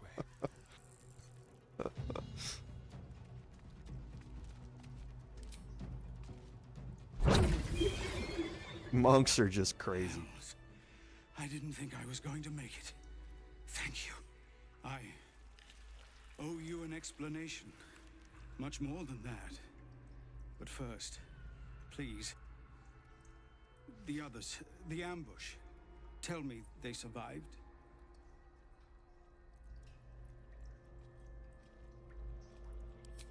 Somehow I suspect it's worse even than you imagine. Likely you heard that I broke, or froze, or some other lie kinder than the truth. We were ambushed by cultists, yes. And then I heard her, their false god, whispering promises in my mind. I would be a paladin again, with a god's purpose, a god's power. Everything I needed to protect my... And all the while, the cult tortured them. They fought and ran and died around me, while I imagined myself there. By the time I regained my senses, it was too late. I did not just surrender. Hey, I did not end that conversation. That conversation might be a little bugged right now.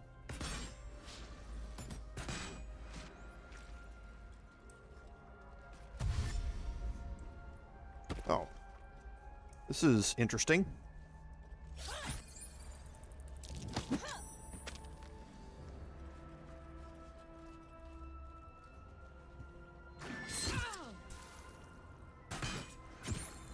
Little fight playing out here in the background. Yeah, that's exactly it, Lord Henry. Monk just says, no, I got this. Leave this to me. Okay, so Do we have a target? We'll do some searching here, and again picking up more of the cerebellums. What have we here?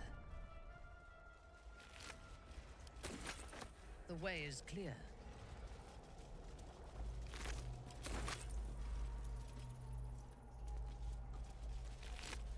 We're not going to pick up the javelins.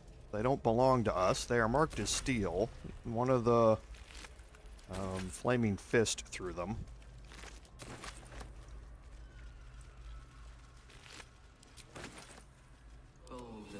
Nothing hurts anymore. Okay, and now we're going to take our song of rest here. Okay, get our action economy back. And now we've got a couple of different ways that we can head out of here. We're going to head back this way here. How much farther can I go?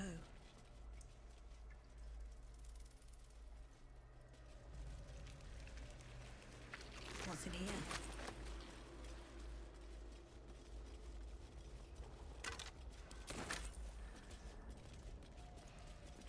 And we'll open this door.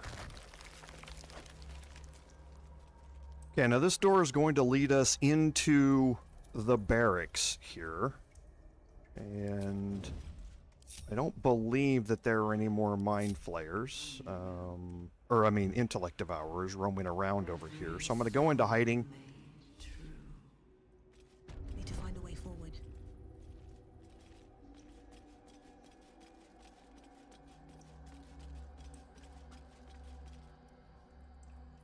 General Thorm was attacked. The order to evacuate given... Yeah, things are a little bugged, it seems.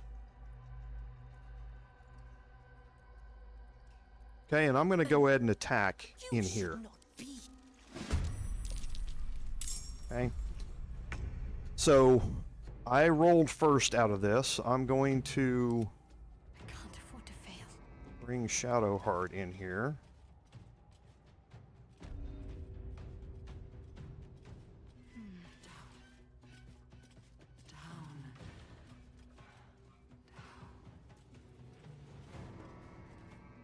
Okay, but first, Come on. Can't stay idle.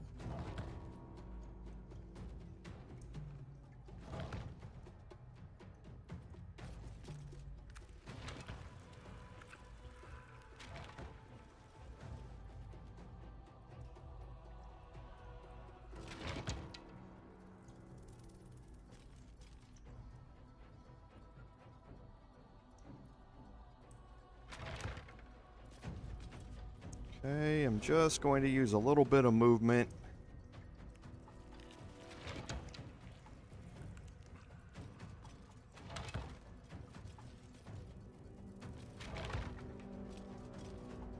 To move the Nautiloid tanks up there. Need to find a way forward. And then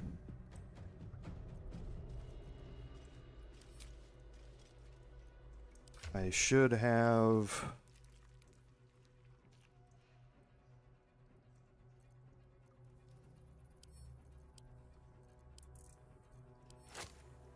an arrow of fire here.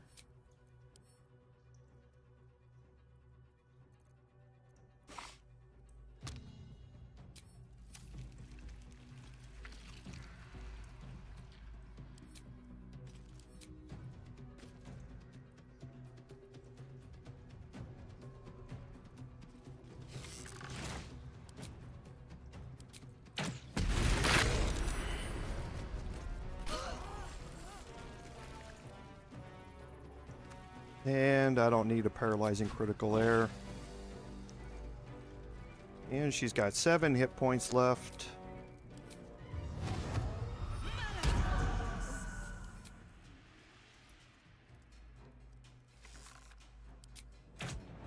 And that will end that.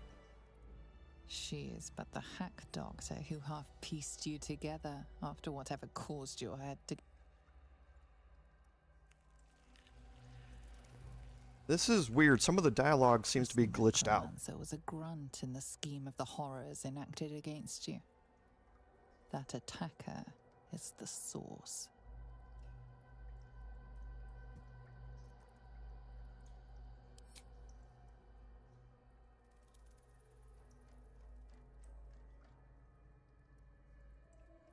In the heart of all. Yeah, these conversations look like they're a little glitched out or desynced here for some reason.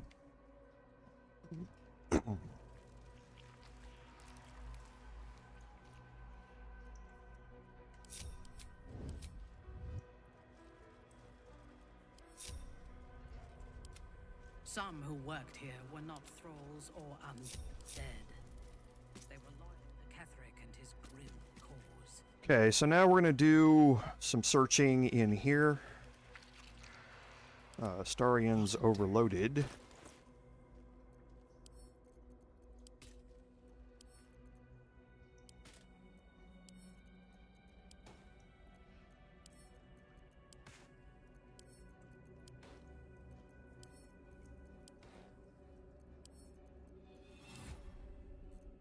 Okay. Hurry now. The city calls out for... At your command. The chosen are my heart. Okay, some crafting materials. And continue searching here in this room. And Cressa Bone Daughter is going to have another Myrkulite Scourge. We've seen these before. Doing that 1d6 necrotic damage is quite impressive as a damage writer. You don't see that very often. She's going to be pretty close to being overloaded here.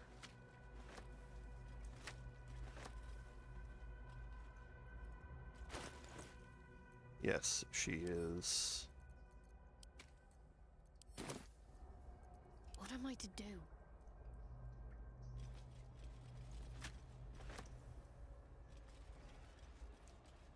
Okay, so now we can search through the rest of the rooms over here, and these rooms belong to everybody that we just fought.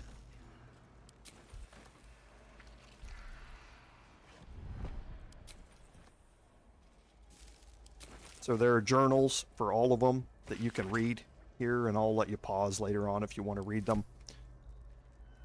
But nothing in particular or special about it.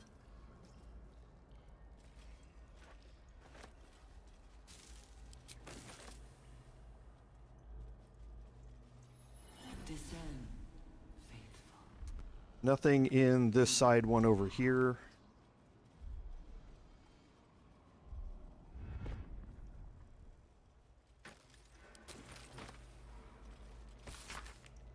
And you learn about the experiments that they were doing down here.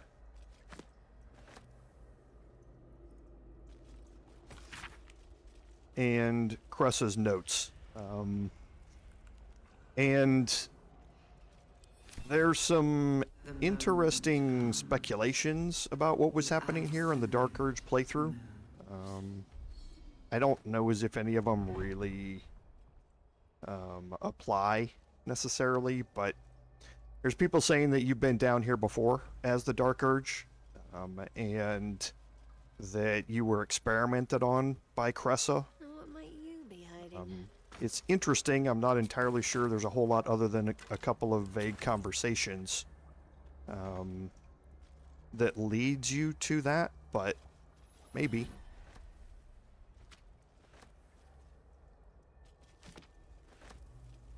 Not design, but death.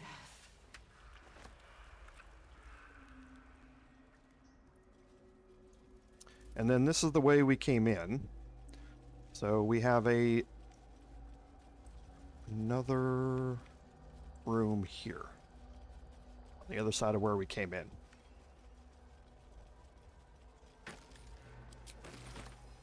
Baldur's Gate will know my desire. Okay, and you learn a little bit more about Cressa here. And you can find the closed mind.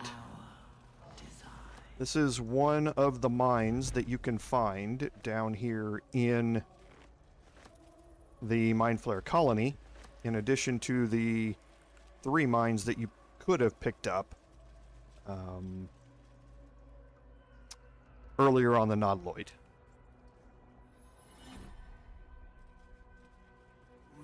Oh, it does?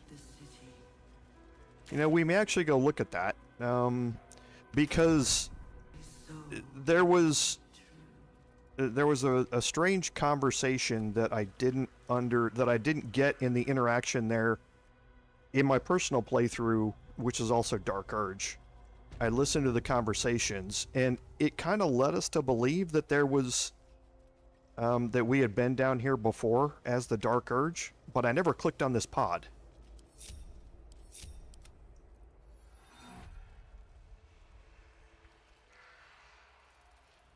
And again, the conversations broke. It's broken beyond repair, seemingly by a blunt impact. As if whoever was inside your brain hurls an image towards you, your own head, blood gushing down in front of your eyes. Okay, so you were here before. So yeah, thank you, Lord Henry, for letting me know about this. I didn't click on this pod and never got this interaction. But this does confirm that we were down here and that we were experimented on by Cressa earlier, as her logs and the conversation indicates.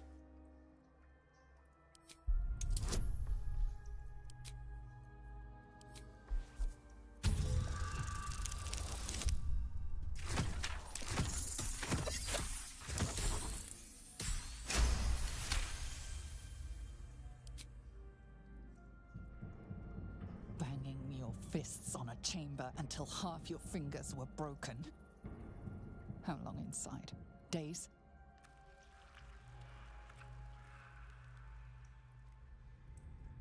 Okay.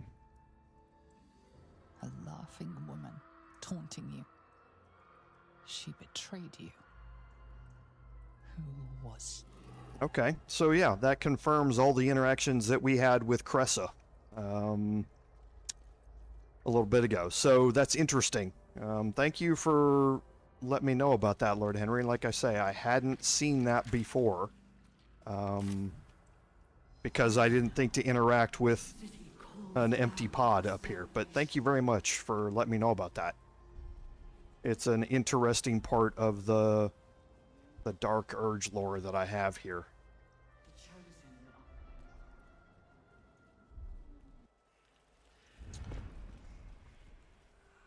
Can't slow down. Okay, so coming back down around here, this leads you back into the room right where we were. Okay. So this will take you back to the barracks. Better not be cursed.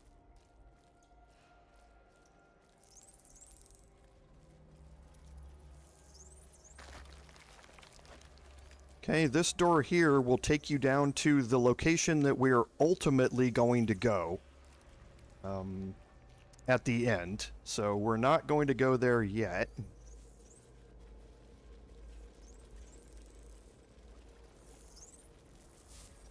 And then this room here leads you into this area.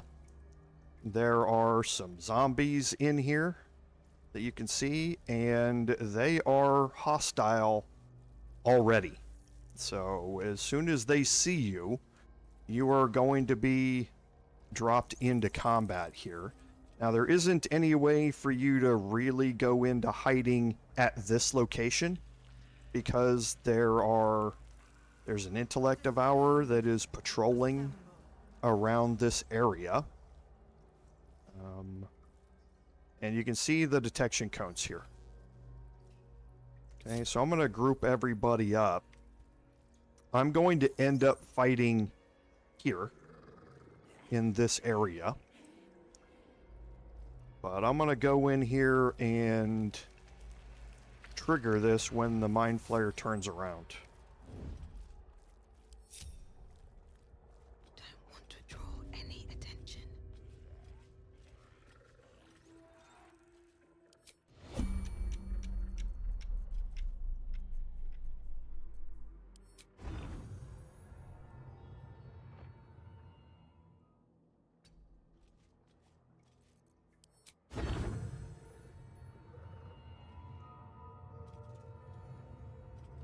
And we do have winged horrors in here, so you definitely want to focus them as well.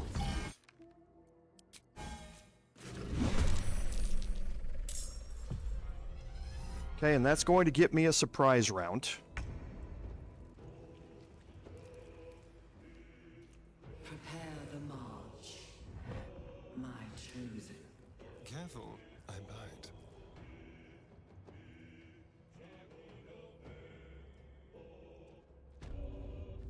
Let's move.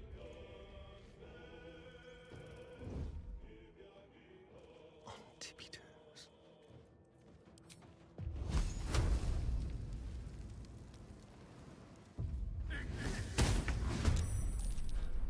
Okay, and that ignited the brine from the Nautiloid tank. And again, we're going to be fighting back here. I am listening. So I'm not too worried about for the intellect devourer to turn around. Brawn, I see a path. Just want to be able to get some damage in here.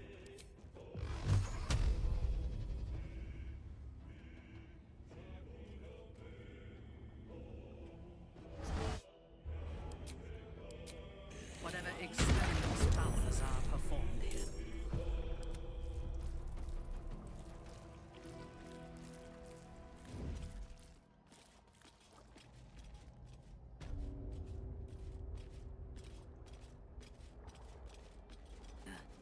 I fear he made more than thralls and fools.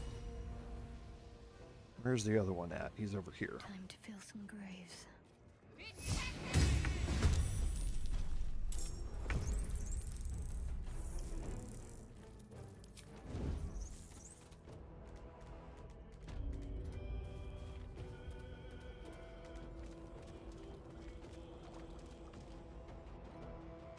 See if he can reach. Can.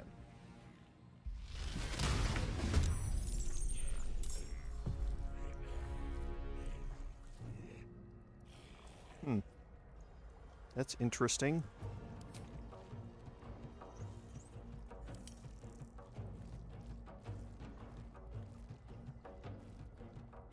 Oh, no. Okay. Yeah, I know what that was from. Okay, so let's go ahead and reapply Hex. How far am I going to have to move to get it here? Not too far. Should get started. There's blood in the air. I'm going to be letting them come to me.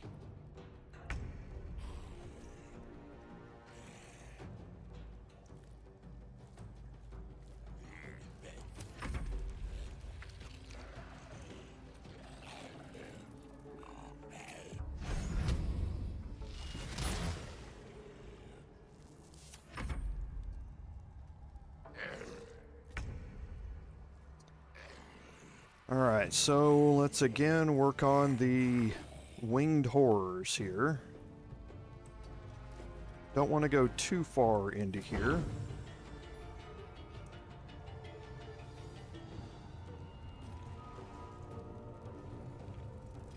Can I see him? Oh, I can.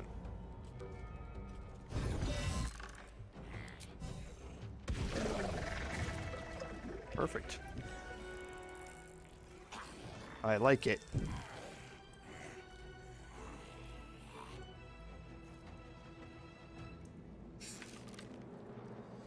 Should have reapplied Hex first.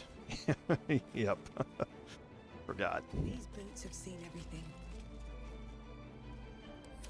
My faith will protect me.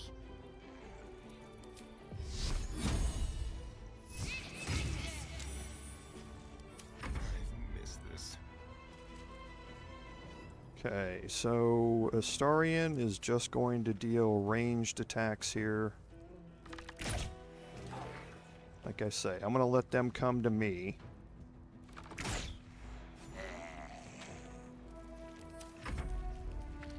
The winged horrors are all going to fly in.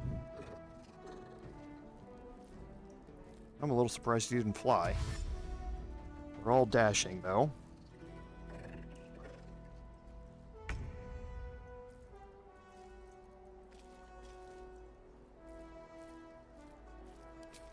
I don't know if this works with ranged attacks or not.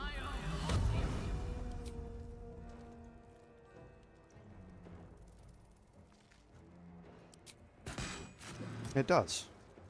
Okay, good to know.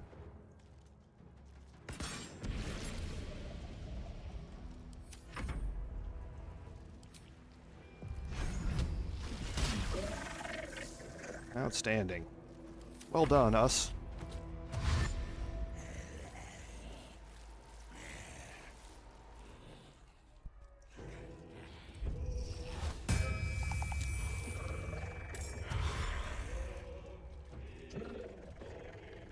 I was hoping he was going to move toward me and do that on the winged horror closest to me.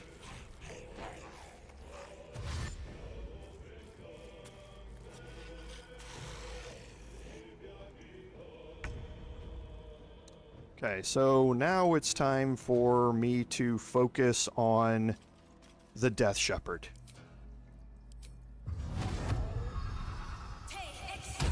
Now he's probably immune.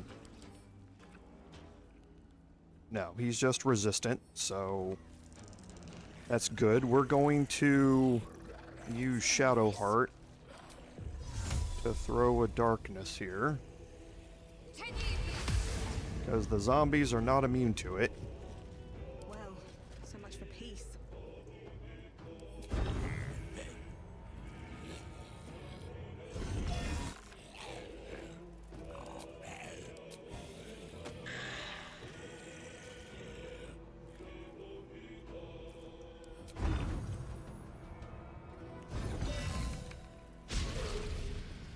Okay, so good. He's frightened, so he's kind of held in place there. I'm ready.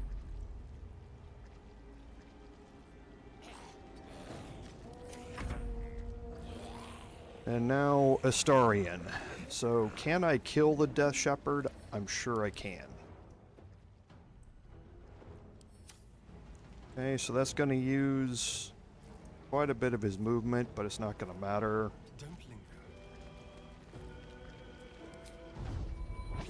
linger. Okay, that makes him invisible. Now I can dash. Get back here. And that one. And that one. No choice but to keep going. It's not in my turn. Let's move up here a little bit to the front. I want her to take the attacks.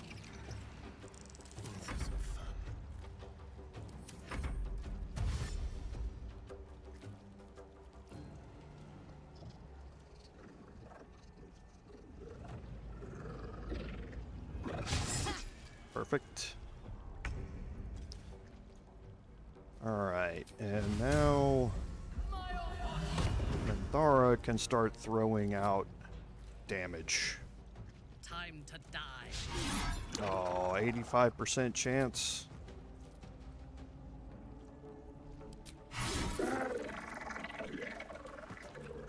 Okay, the elixir of bloodlust kicks in.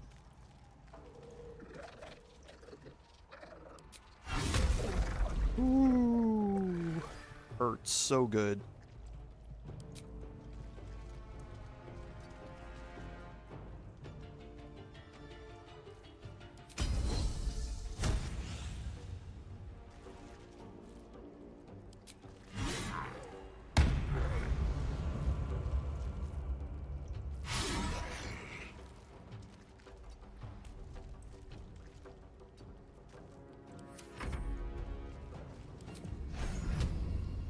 And yeah, us is going to be blinded in here.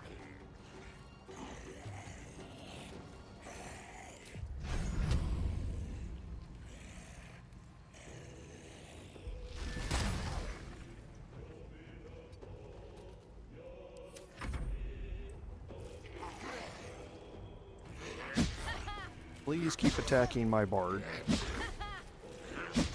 With the 26 armor class while you have disadvantage.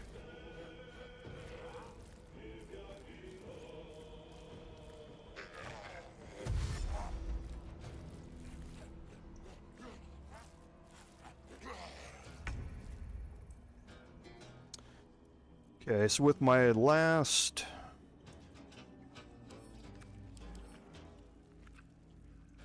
just resistant.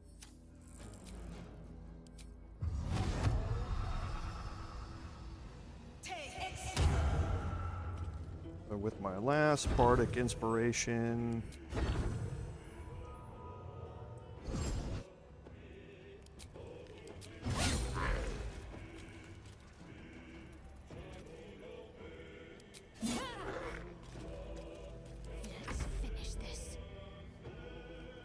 Shadowheart, let's see.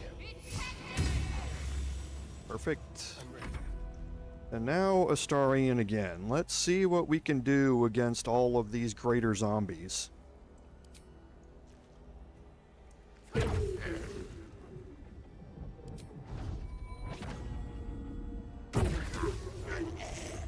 Oh, jeez.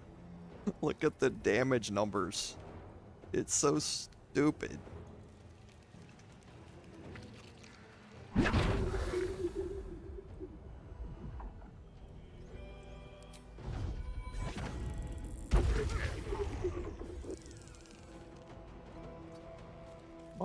Monks OP. On your command.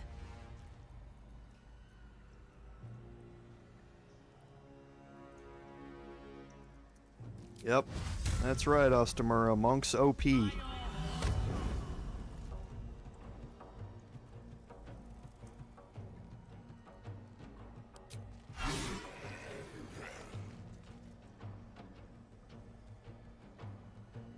One hit point on a bunch of enemies. I do have another action here.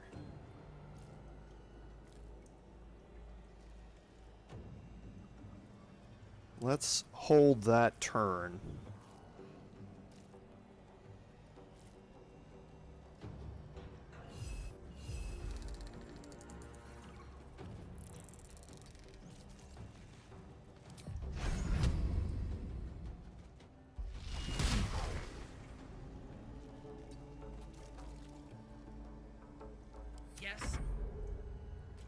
Okay, so I'm trying to... It would probably be best if I can just remove a bunch of these.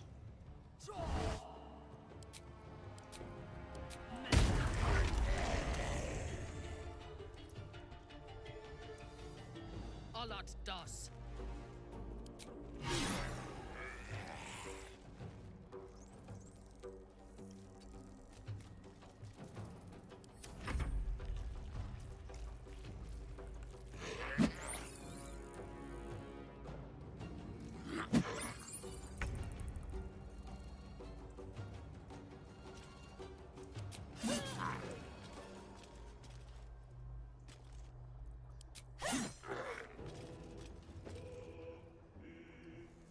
And I'm going to be taking a short rest after this. Can't afford to let up.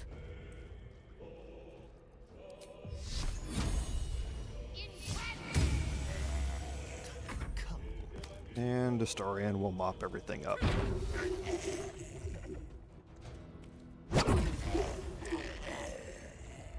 Okay. Wits and blades always I'm getting a little spoiled with this not taking any damage stuff. Monk's just OP.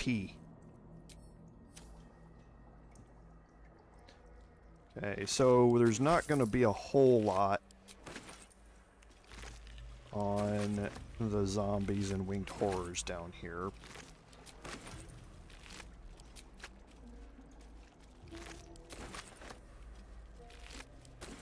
But we will search it because it's honor mode and we need every gold piece we can get. Something good here, I hope. Discern, faithful. We depart.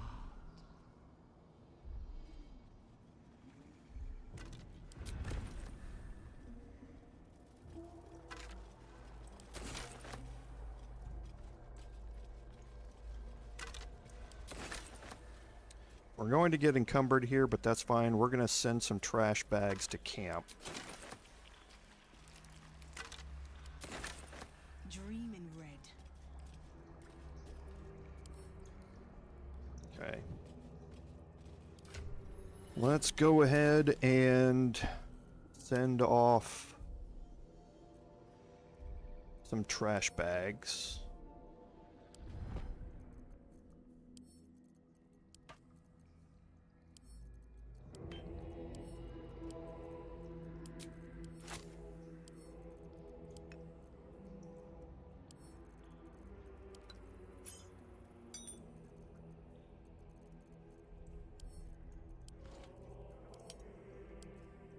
Can't afford to stay idle. Okay.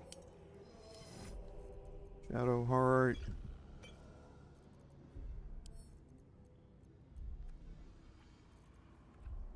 Okay, well, we don't want that to go to Astarion.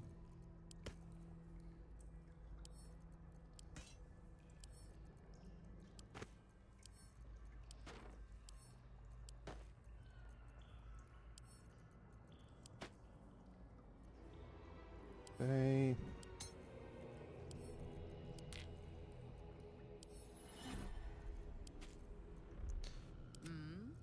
All right, and then Minthara, we're going to trash bag all of this.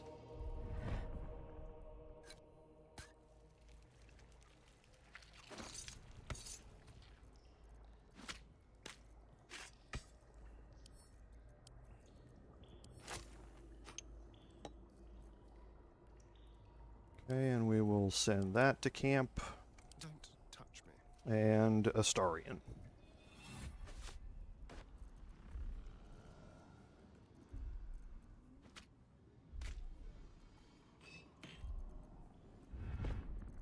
Okay, everything down through all of this.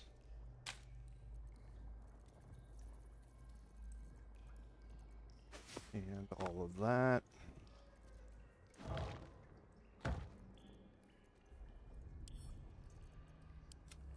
And we'll send that to camp. Oh, I forgot something there, but not a big deal. So now everybody should be fine again. Freed up a bunch of space.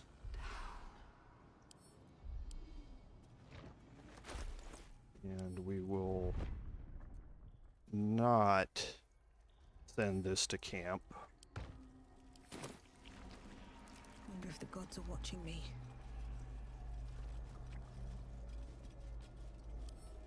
Maybe I need more pockets. And we will not send that to camp. Hurry now. Okay, and now we're gonna head down here. And The chosen are my heart, and you my many hands. let's see if I remember how to do this or not. Okay, so just gonna go take a quick look around the outside. Nothing to search, and we'll interact with this control panel here. Of many hearts. The console bursts into life. A mind touches your own. Alien and full of desperate need, but fragmented too. It is incomplete. It yearns to connect, but needs you to guide the process, linking each part of your mind to its like. Okay, and here we're going to have a puzzle. So the way this works is that you start with one of the 4 pieces here, and your goal is to connect it to the same piece on the other end. However, you cannot cross any of the other lines that are created as you move through this. So a way to go about it is to kind of start with the ways that you can only go. So we will start with emotion. It can only go down here. Okay, then it gets to that part and it can't go any further.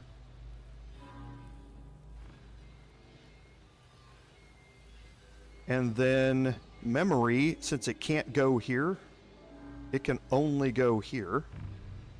And once it gets there, that means it can only go here. Okay, but now it has 2 ways to go.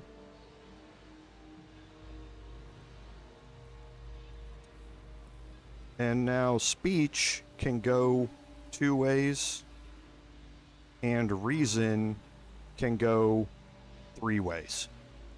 Okay, so now let's look at how the rest of these kind of have to connect. So memory needs to connect to here. And that means it's going to have to get to this node. So it can either go to here. I guess it doesn't have to. It can go here, and then to here, and then to here.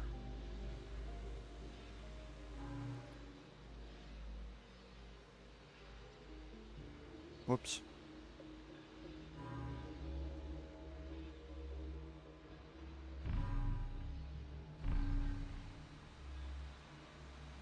Okay, so memory is connected.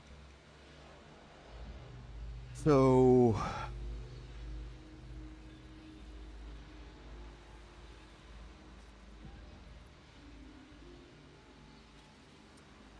now your speech needs to go over to there.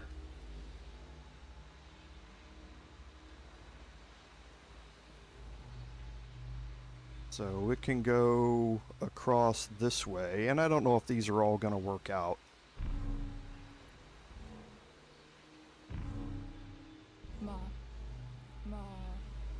Stir. Welcome.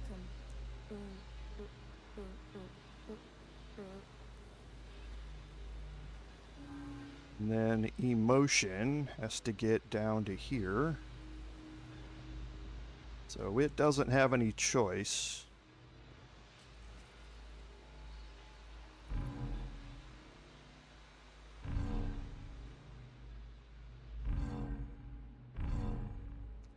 But to go there, and then reason needs to connect over there, and it has a shot all the way across the top. So I did get it worked out. Time to see what's back there. Okay, and that's going to open up that back door for you.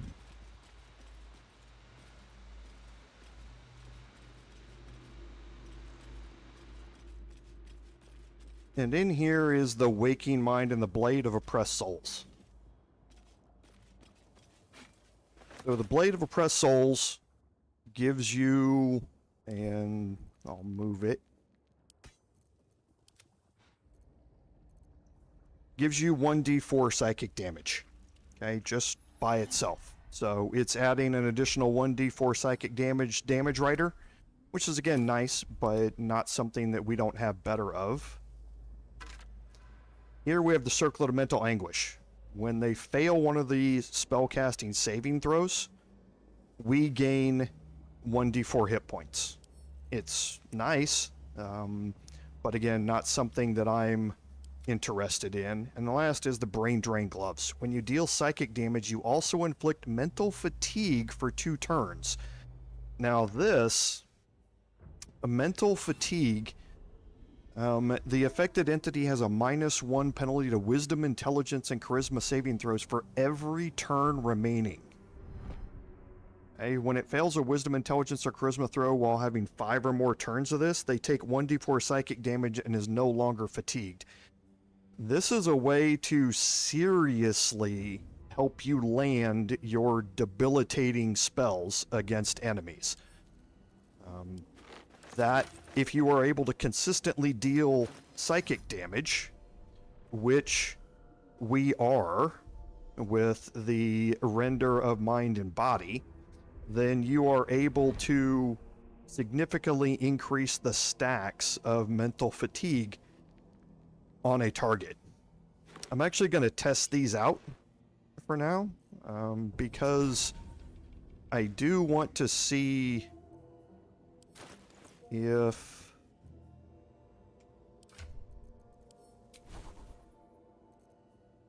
I can get Minthara to land a hold person. Ooh, actually, no, it's a humanoid. Well, I could do it from a scroll with hold monster. So I will see if I can get that to land here in a little bit.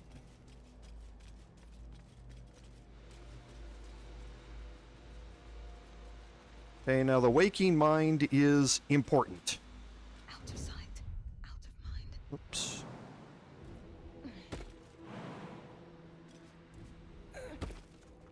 What path lies before me?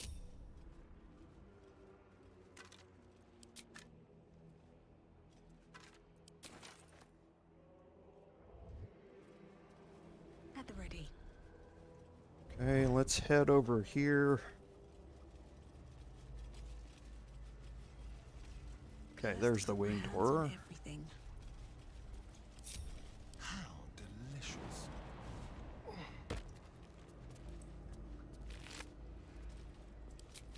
I did? No one I thought I out there picked will it up. believe this.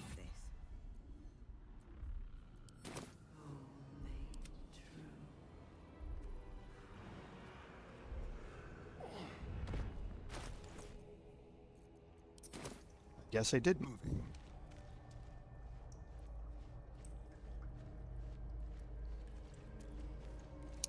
This is why I have my chat.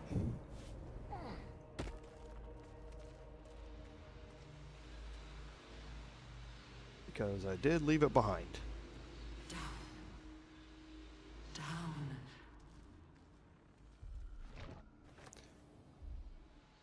And yes, I can do that. I guess.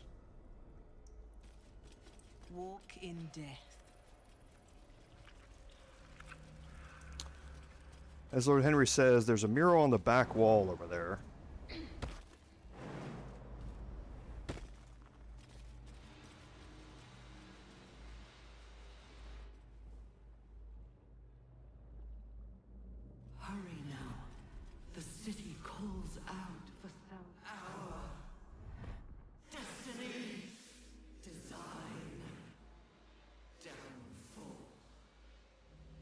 Tadpole echoes, not with presence, but memory, tinged with loss. The grand design. Order. Perfection.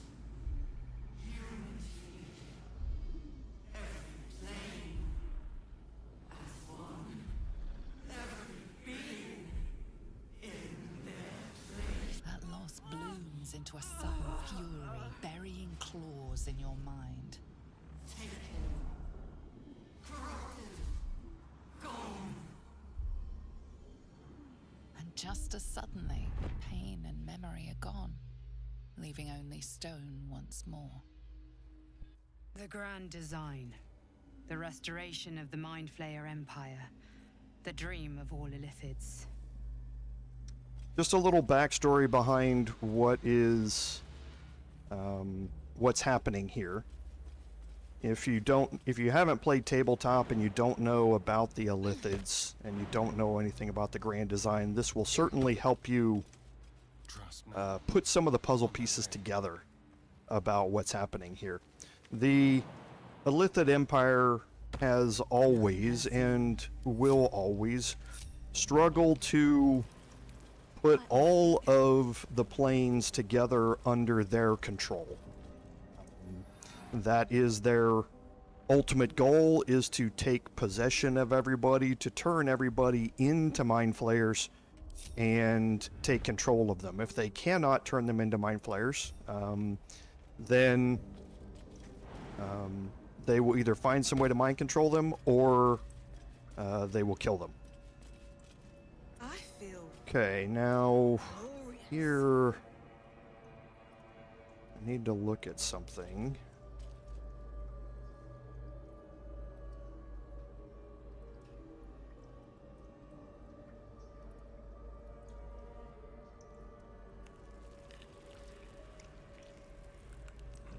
Okay, so here in this room, we'll do a quick couple of things. There's an eye patch here. This is mine. What's become of her? You can pick this, you can always have picked this up here, but now you have a use for it. You will find that use later on in Act 3. For now, I'm just going to pick up a few things. There are a couple of slates we can interact with.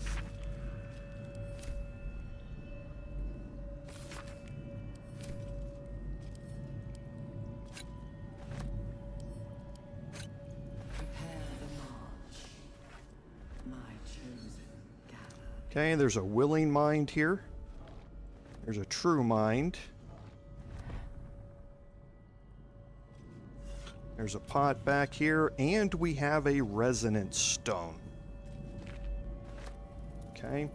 Now, the resonance stone is going to give you steeped in bliss. So you have advantage on physical checks and disadvantage on mental saving throws. You're also vulnerable to psychic damage. So there are times when this can be very, very useful, especially the advantage on physical checks thing. It will allow you to gain advantage in certain times when you might not, or you might have to use a spell slot to gain advantage or something like that. And if you're doing it out of combat, the disadvantage on saving throws might not matter. The being vulnerable to psychic damage, though, is something that you need to be very, very careful about. You do not want to utilize this when you have somebody who is capable of causing you psychic damage, because, like I say, things can go pretty badly at that point if you're taking double damage from it. So we're going to put all of the mines here.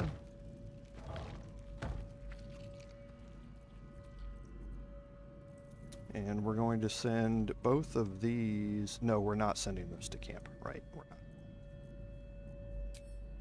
Okay, and now here we have the Mind Archive interface. and you can insert the minds into it. So each one is going to tell a different story.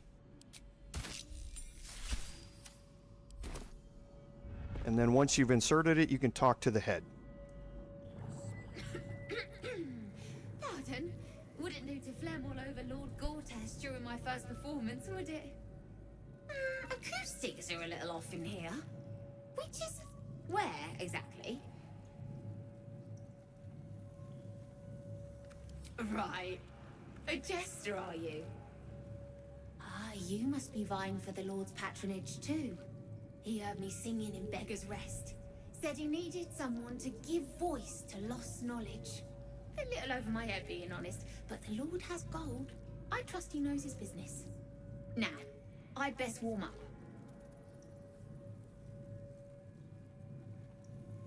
Oh, oddly sentimental. Or mayhaps you're just looking for an edge on the competition, eh? No fooling me. Patience. You'll hear it when Lord Gortash does.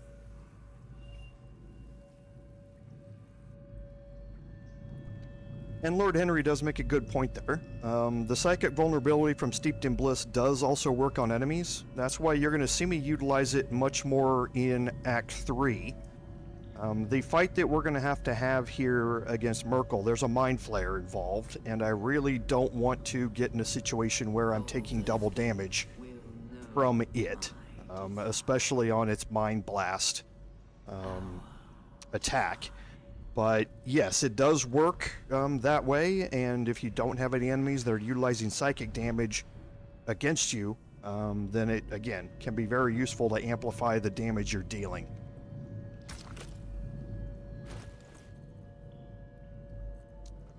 Whoops.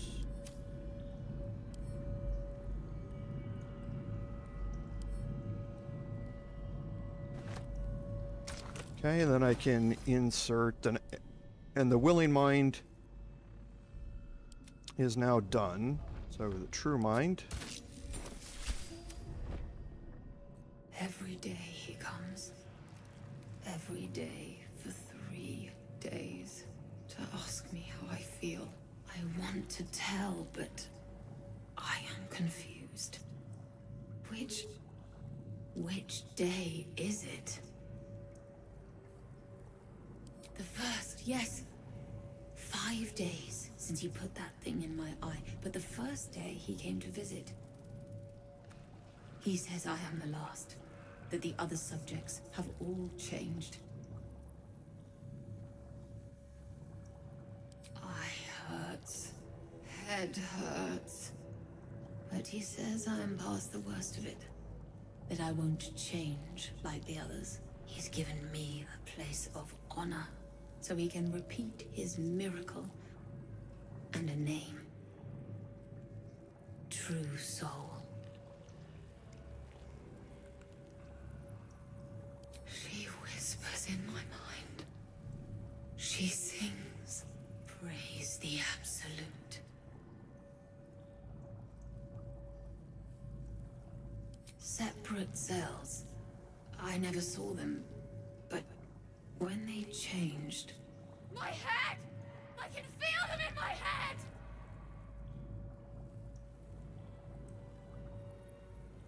We are his pets.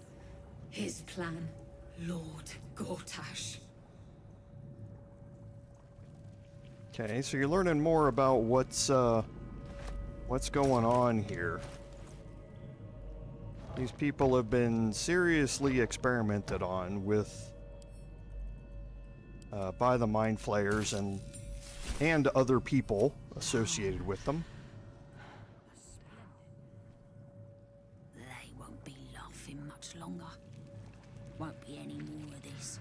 No gnomes in the city, watch, Brevin. This Gortash fella's got an idea. Kind of a training camp. Don't know how it gets me into the watch, but he seems the smart sort. So, been kidnapping people and bringing them down here to experiment with the tadpoles on.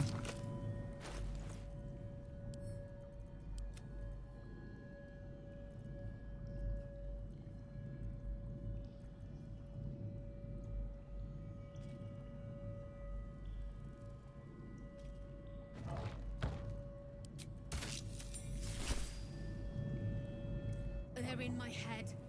They're in my head! They're in yours too! It won't be long now, until we're changed! Am I dead? I don't want to die, but I don't want to live, not like this! Okay, so learning more about all of this. We're going to skip the waking mind for now. That's going to be last.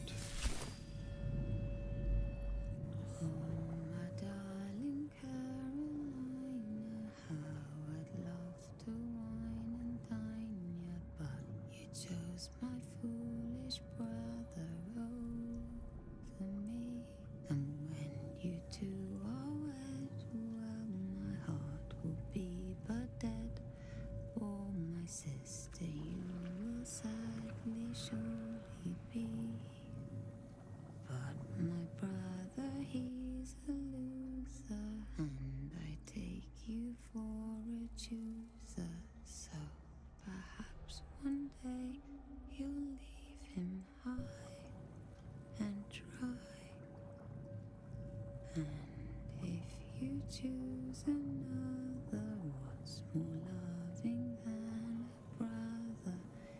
Yes, a stand-up, homely, gentle sort of guy.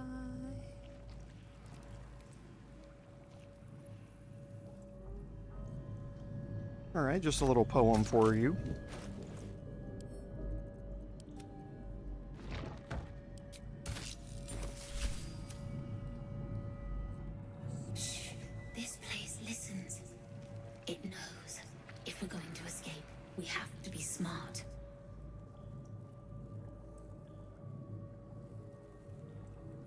Right, you get it. I've been watching, learning. This place is alive, a big thinking thing, and it needs our flesh to grow. I've seen them put corpses in the walls and they just melt away. So we've got to trick it, see? Make it think we're part of it. That's why the door's only open for... Wait, how did you get in here? Away, slave! They might have taken your mind, but they won't have mine! Alright, and we have one more to go, but we're going to get...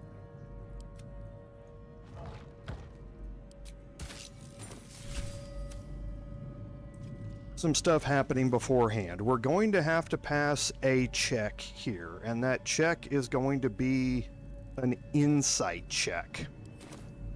Okay, so... This way.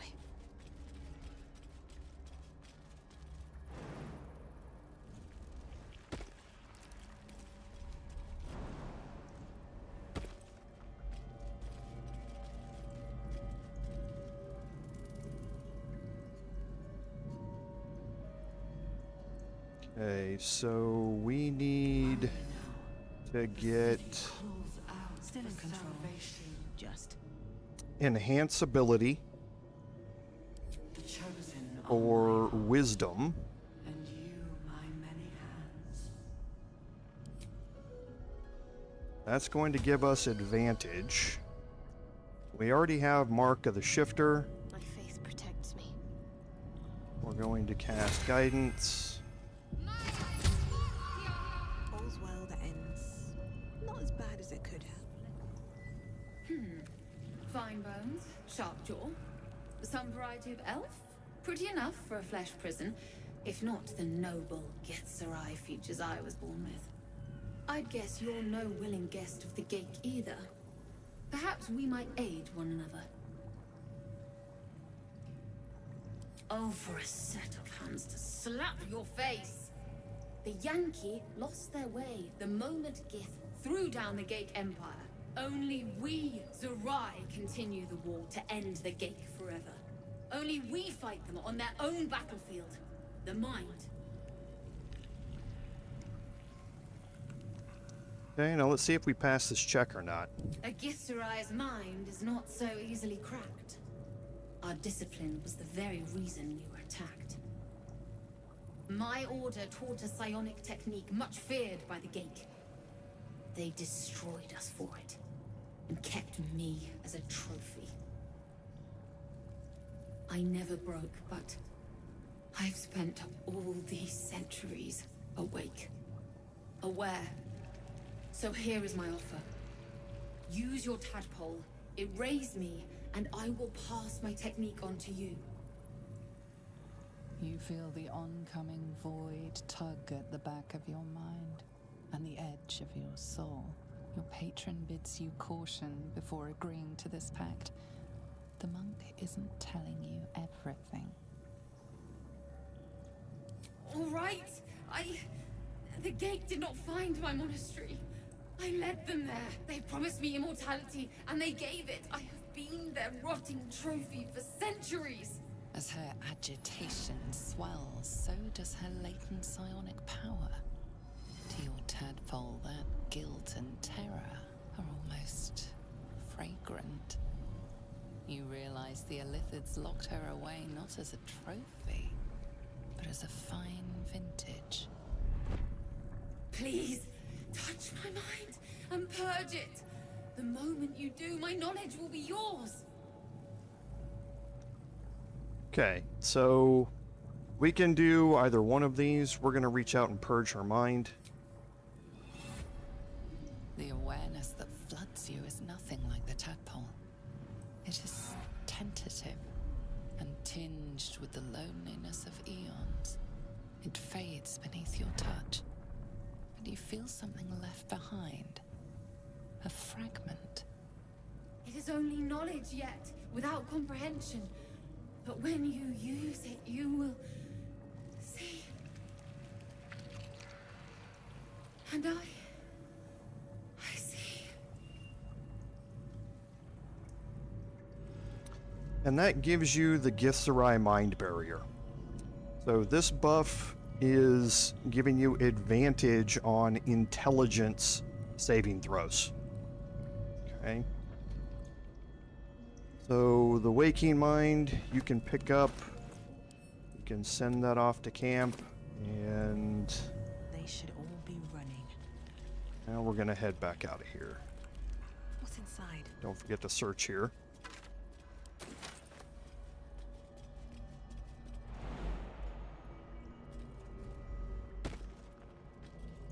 What's next? Okay, and then Shadowheart. Still breathing, despite everything. Of many hearts, one soul. Onward. All right. Ever onward. Have a lot on my mind. And, well... Okay, and now we're finished up in this room. So we have only this one area left to go. And looking at the time, I don't know if we're gonna have time to do it, because remember, I have another live stream coming up almost immediately after this. Oh, I went the wrong way out of here. Better not be cursed.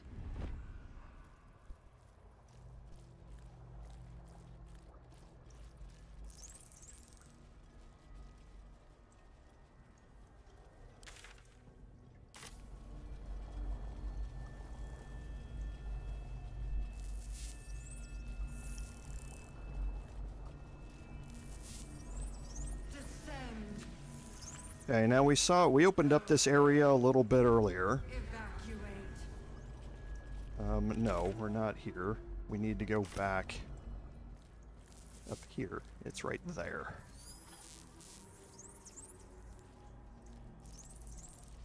Through the door next to it.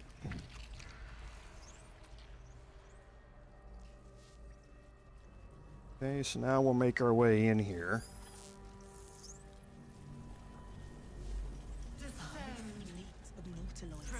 And yes, as Lord Henry said, the fresh mind is in here. You can go through the same process back there at the head and insert the fresh mind. There's nothing that it gives you. It's just more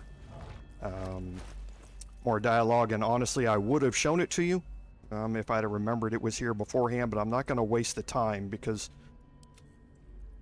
I'm going to probably have to end up going late here, because it would be a bad spot to kind of end, but I don't have a whole lot of time here. Don't waste a step. So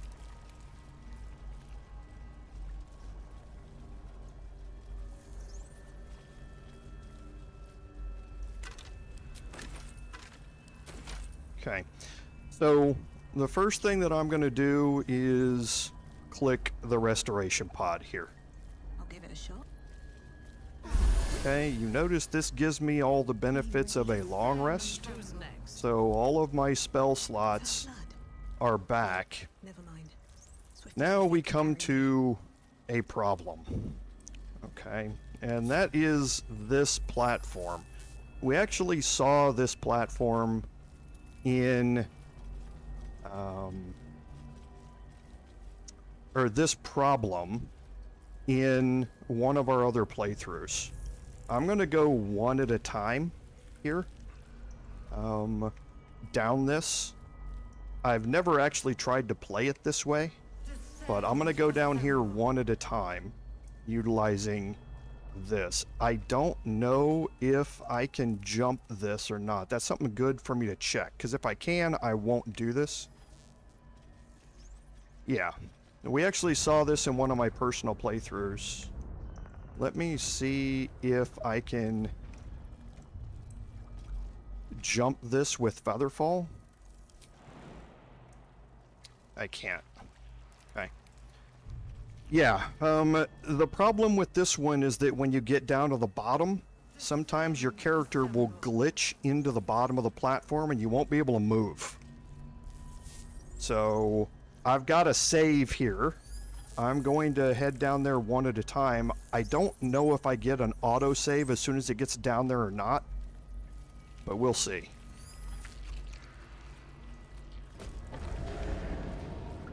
My tadpole's squirming. Like it's excited. Or scared.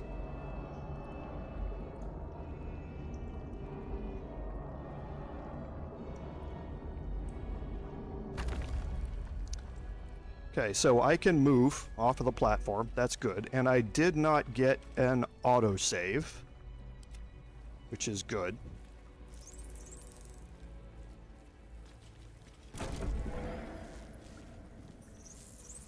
Bring the platform up, and I'm going to go one at a time, and I'm going to drop a manual save in between each one. Descend, assemble. Because if it glitches, I have no problem glitching this game to overcome it.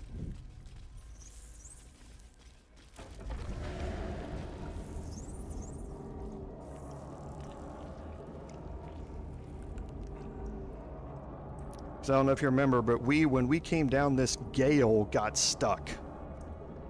And he couldn't move off of the platform, and we had to restart it to... we had to reload a save to get Gale off of the platform. Yeah, as I say, we got it. We witnessed it. And in honor mode, it can just, again, ruin it. You're going to have to kill your character and then resurrect them. Forward. Or hope that they have a way to use Misty Step to get off the platform.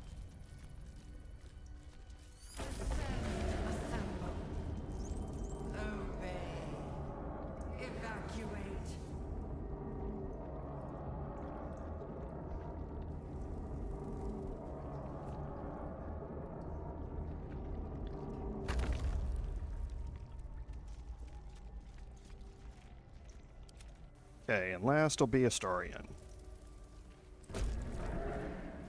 This way. Descend, assemble.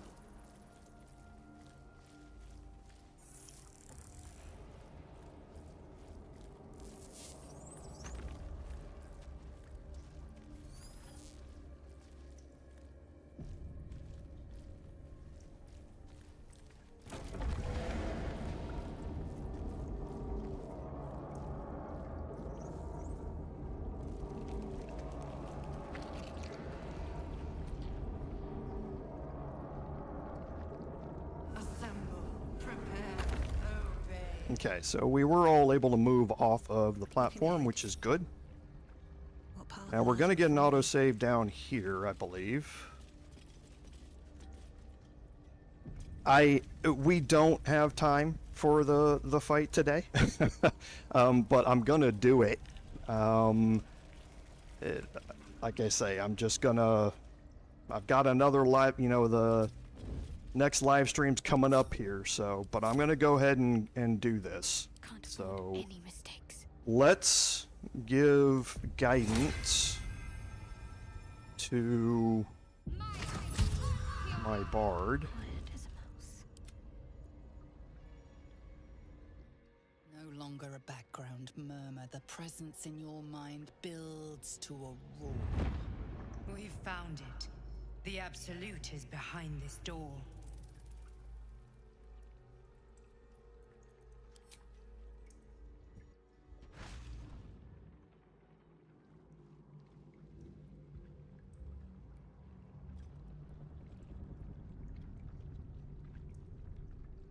You said it was under control. It isn't you I answer to, Gortash. Oh, the general voice. Is this where we salute? Salute, yes. With cleavers through his blood-starved flesh. How it crawls with failure, like flies on lick-wet carrion. You forget yourself, Orin. I've played my part. You've built an army for our masters, true enough. But what of the astral prison? A rogue true soul flaunting it under your nose all this time. And you ran from her. Sure that they would follow and deliver it into my hands here. If you would cease these distractions. The distractions have been yours, Ketherik. Perhaps we never should have dug your daughter up. So you haven't lost your edge. But you're still not as sharp as Orin, I wager. His crypt breath sings to my sinews. Again, again, again, again, again. But he must lead the murder march to Baldur's grave. If the weapon is truly in your grasp, Ketherik, might I suggest closing your fist? Orin and I can wait for you no longer. The plan proceeds. We're going to the city, and we expect you to follow. Army and the weapon in tow. The Edict of Bane. The lash of Thor!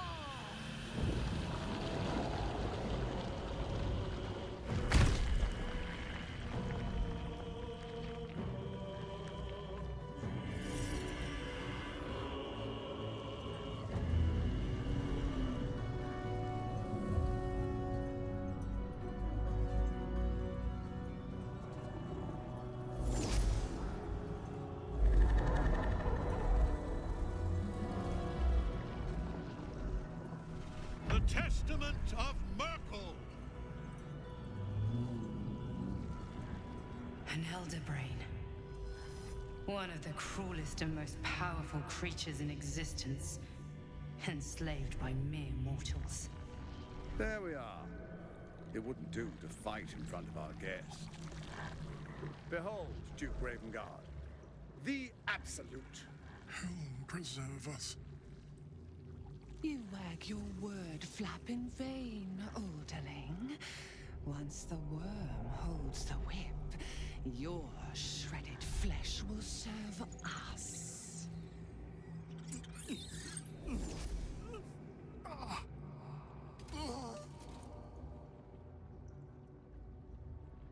Now, it's really time we were going. We will empty this place and begin the march. You may catch up with the army once you've retrieved the weapon. And Ketherik, do try not to sulk. You're supposed to be the fearsome general come to conquer the city. And I am the hero who will save it.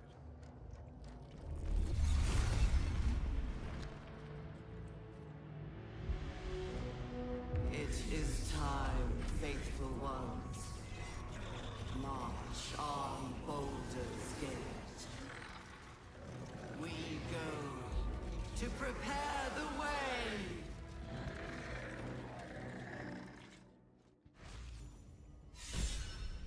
Okay, and here we are,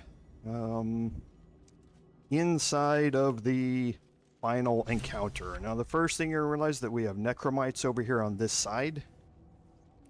We have a bunch of intellect devourers here, and we do have a mind flayer here. Okay, now we have options here. And we're gonna keep everybody in hold while I move forward here and come out of hiding. There you are, as predicted. What is it, I wonder, that draws one toward death like a moth to light? You could have run away, absconded with the prism. The one thing that could prevent me from fulfilling my destiny. But the lure of one's destiny is irresistible, isn't it? Perhaps you hope to learn your place in history before you are erased from it. A bright flash of clarity before the snuffing out.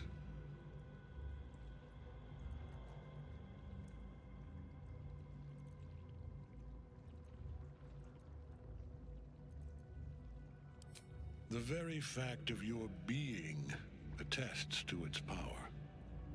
Despite your infection, you resisted the brain here in the heart of its domain. What good is an army of thralls if they do not obey their master? Let us speak plainly. My Lord Myrkul gave me the one thing I desired, the one thing no other god could grant me. My daughter's life returned. Her heart beating once more. For that, he asked that I serve as his chosen. Join Orin and Gortash to grow the cult of the Absolute, and then take control of it. He's never had a more devoted follower. I have fought great wars before, in the service of other gods and other powers. But for Myrkul, I would condemn all of Faerun to death. You are all that stands between me and my destiny. And you have brought the prism here. I will kill you now. And then I will raise you as my servant. Here we get our persuasion check. Okay, it's a DC 18. I am definitely going to throw friends on top of this.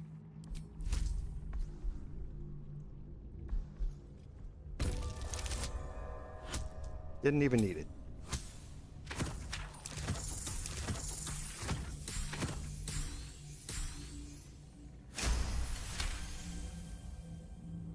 Repent?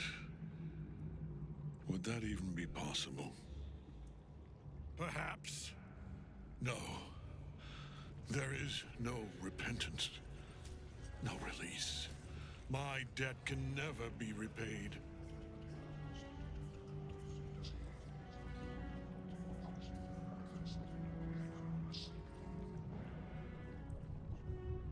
He is here. He is watching. He is listening. He is...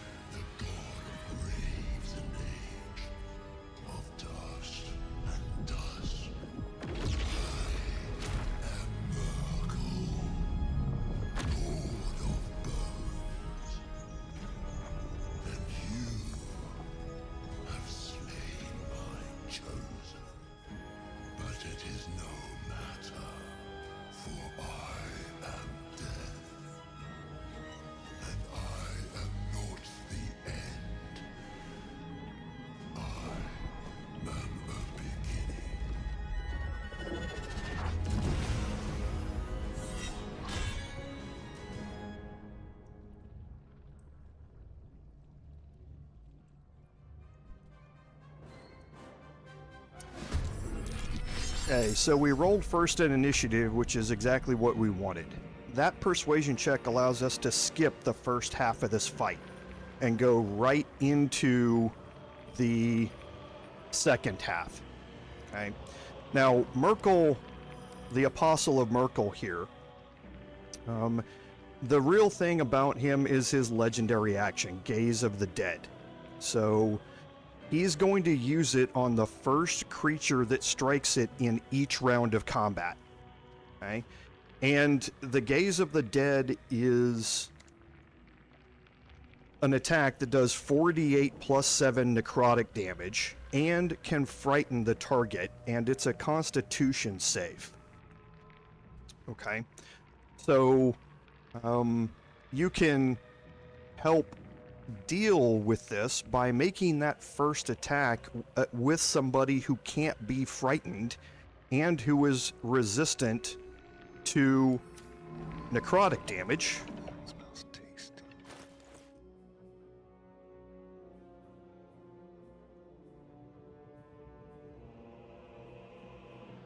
And we have somebody who is automatically going to be immune to being frightened and also is resistant to necrotic damage. Okay? So you need to keep that in mind while you're going through this. When you're dealing with Myrkul, that first attack needs to come from somebody who can resist it. All right? So now we're going to move around the back here. And this is why you should all be in hiding when you come through that door. Is because it gives you a huge advantage in being able to position your characters where you want them to be.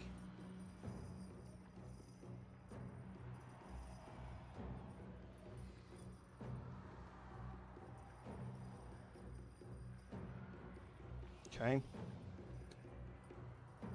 So now we get to this spot.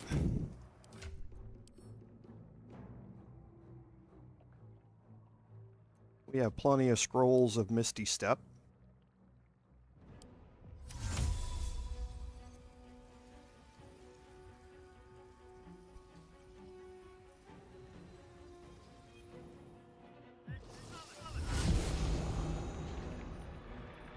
Okay. And now I can start off my attacks against Myrkul here. Now, I don't think you can stun him because his legendary resistance to being incapacitated.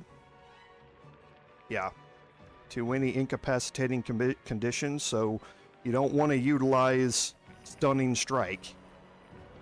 As far as his resistances go, Psychic or Radiant, doesn't really matter. He's not immune to any of them. So we're going to go ahead and start this off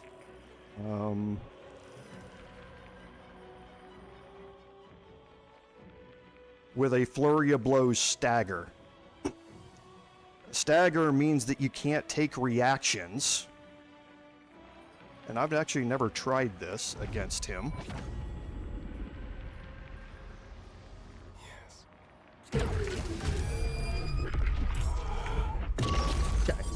So yeah, I didn't think that was going to work.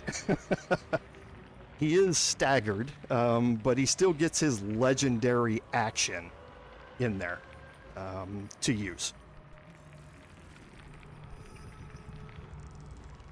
Okay, so now if I go and attack him, I've got disadvantage because I'm frightened. Why didn't he cast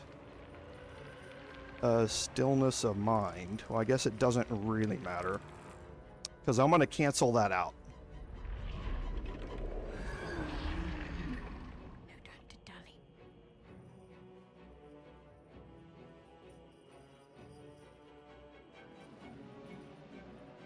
I guess it might not work because that was the first attack entering combat. So that first attack entering combat normally has some issues with how it works.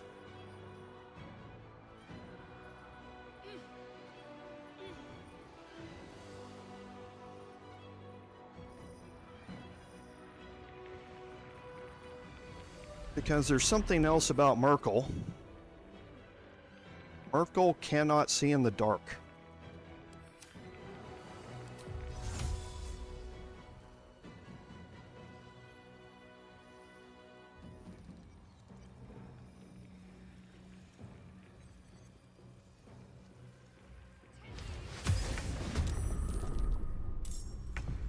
Okay. So Myrkul is blinded. I am now going to try and deal with the Necromites up here with Shadowheart by throwing a destructive wave.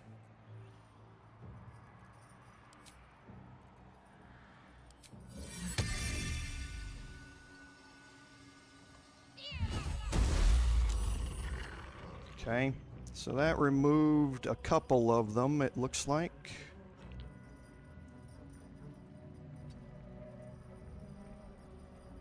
Still on my feet. So soon, follow those. And now Minthara. Soft as silk.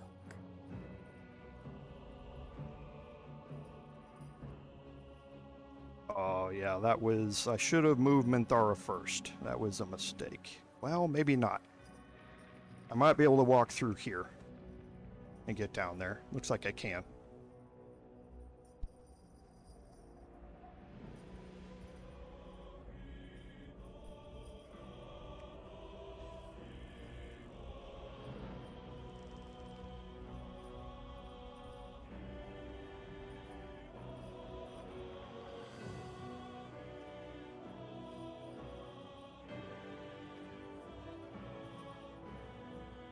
I don't think Minthara is going to have the strength to jump up there.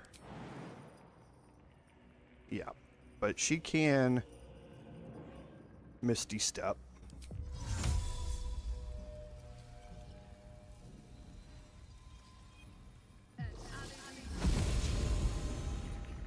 Okay, and again, I want her to be in the darkness.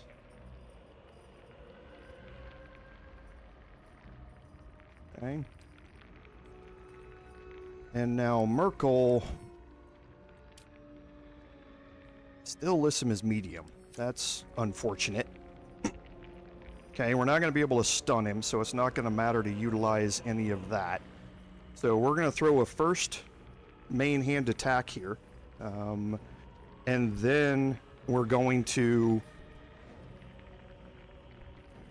utilize our bonus action after that to add in some damage riders on top of it.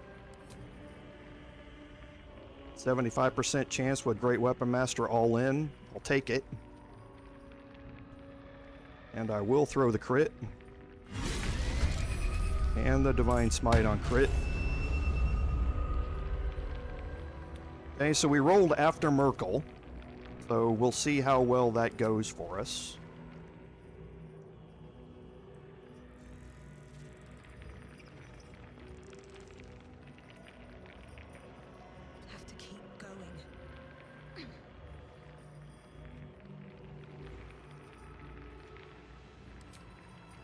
He's resistant to necrotic, but he's not immune to it.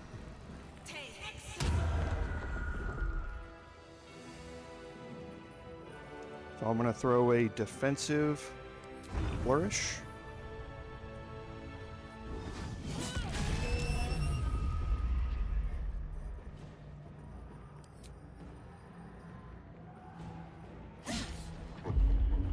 And I missed. Okay, and now Astarion, again, the frightened and the blinded are going to counteract each other. So...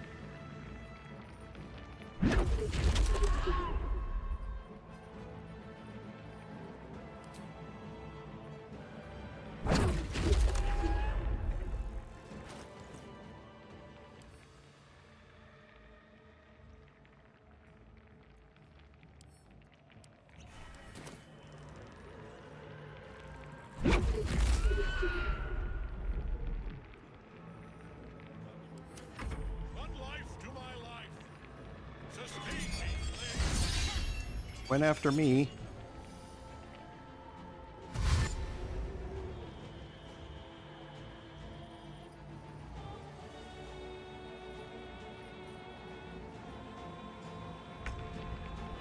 Okay, so now Minthara is back in the fight here, and we're going to continue to keep dropping the damage here. But we're also going to do something else, and that's move over here. Taking up position.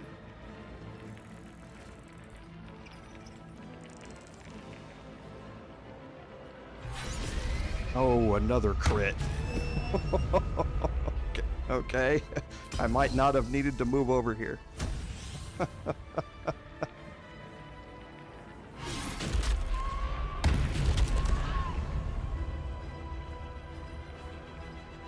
Okay, so now we're going to go after the intellect devourer here.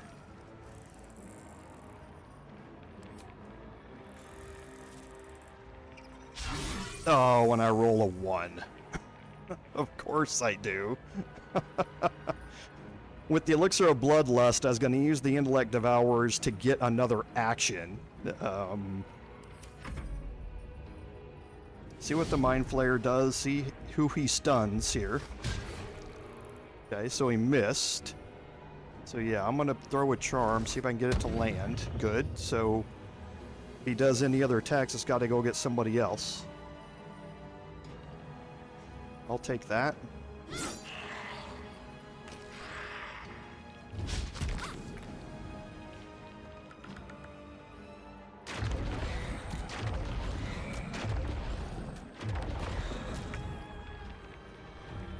Okay.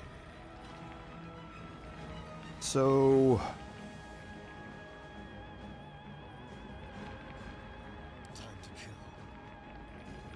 for Astarion, no longer frightened. He can land almost any attack he wants. And again, starting off with him for the reaction. We'll see if he avoids being frightened here.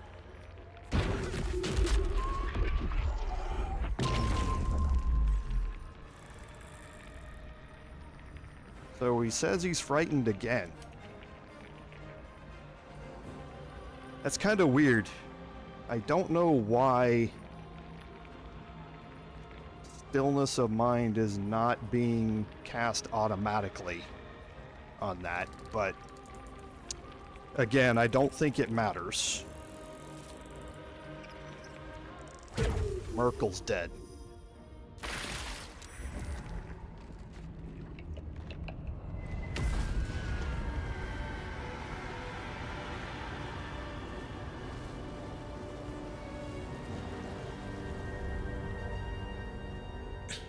Impossible. Death cannot take me. I am its master. My lord, hear me.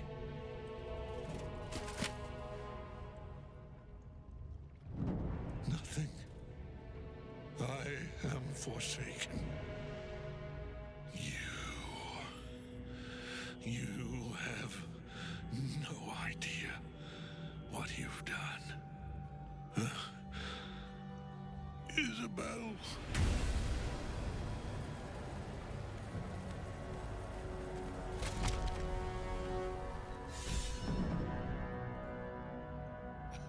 It's not every day you get to kill the chosen of a god.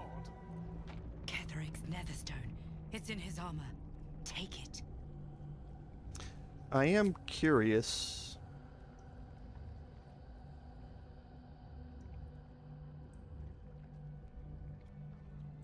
I don't think I got XP. Oh, yeah, I did. Okay.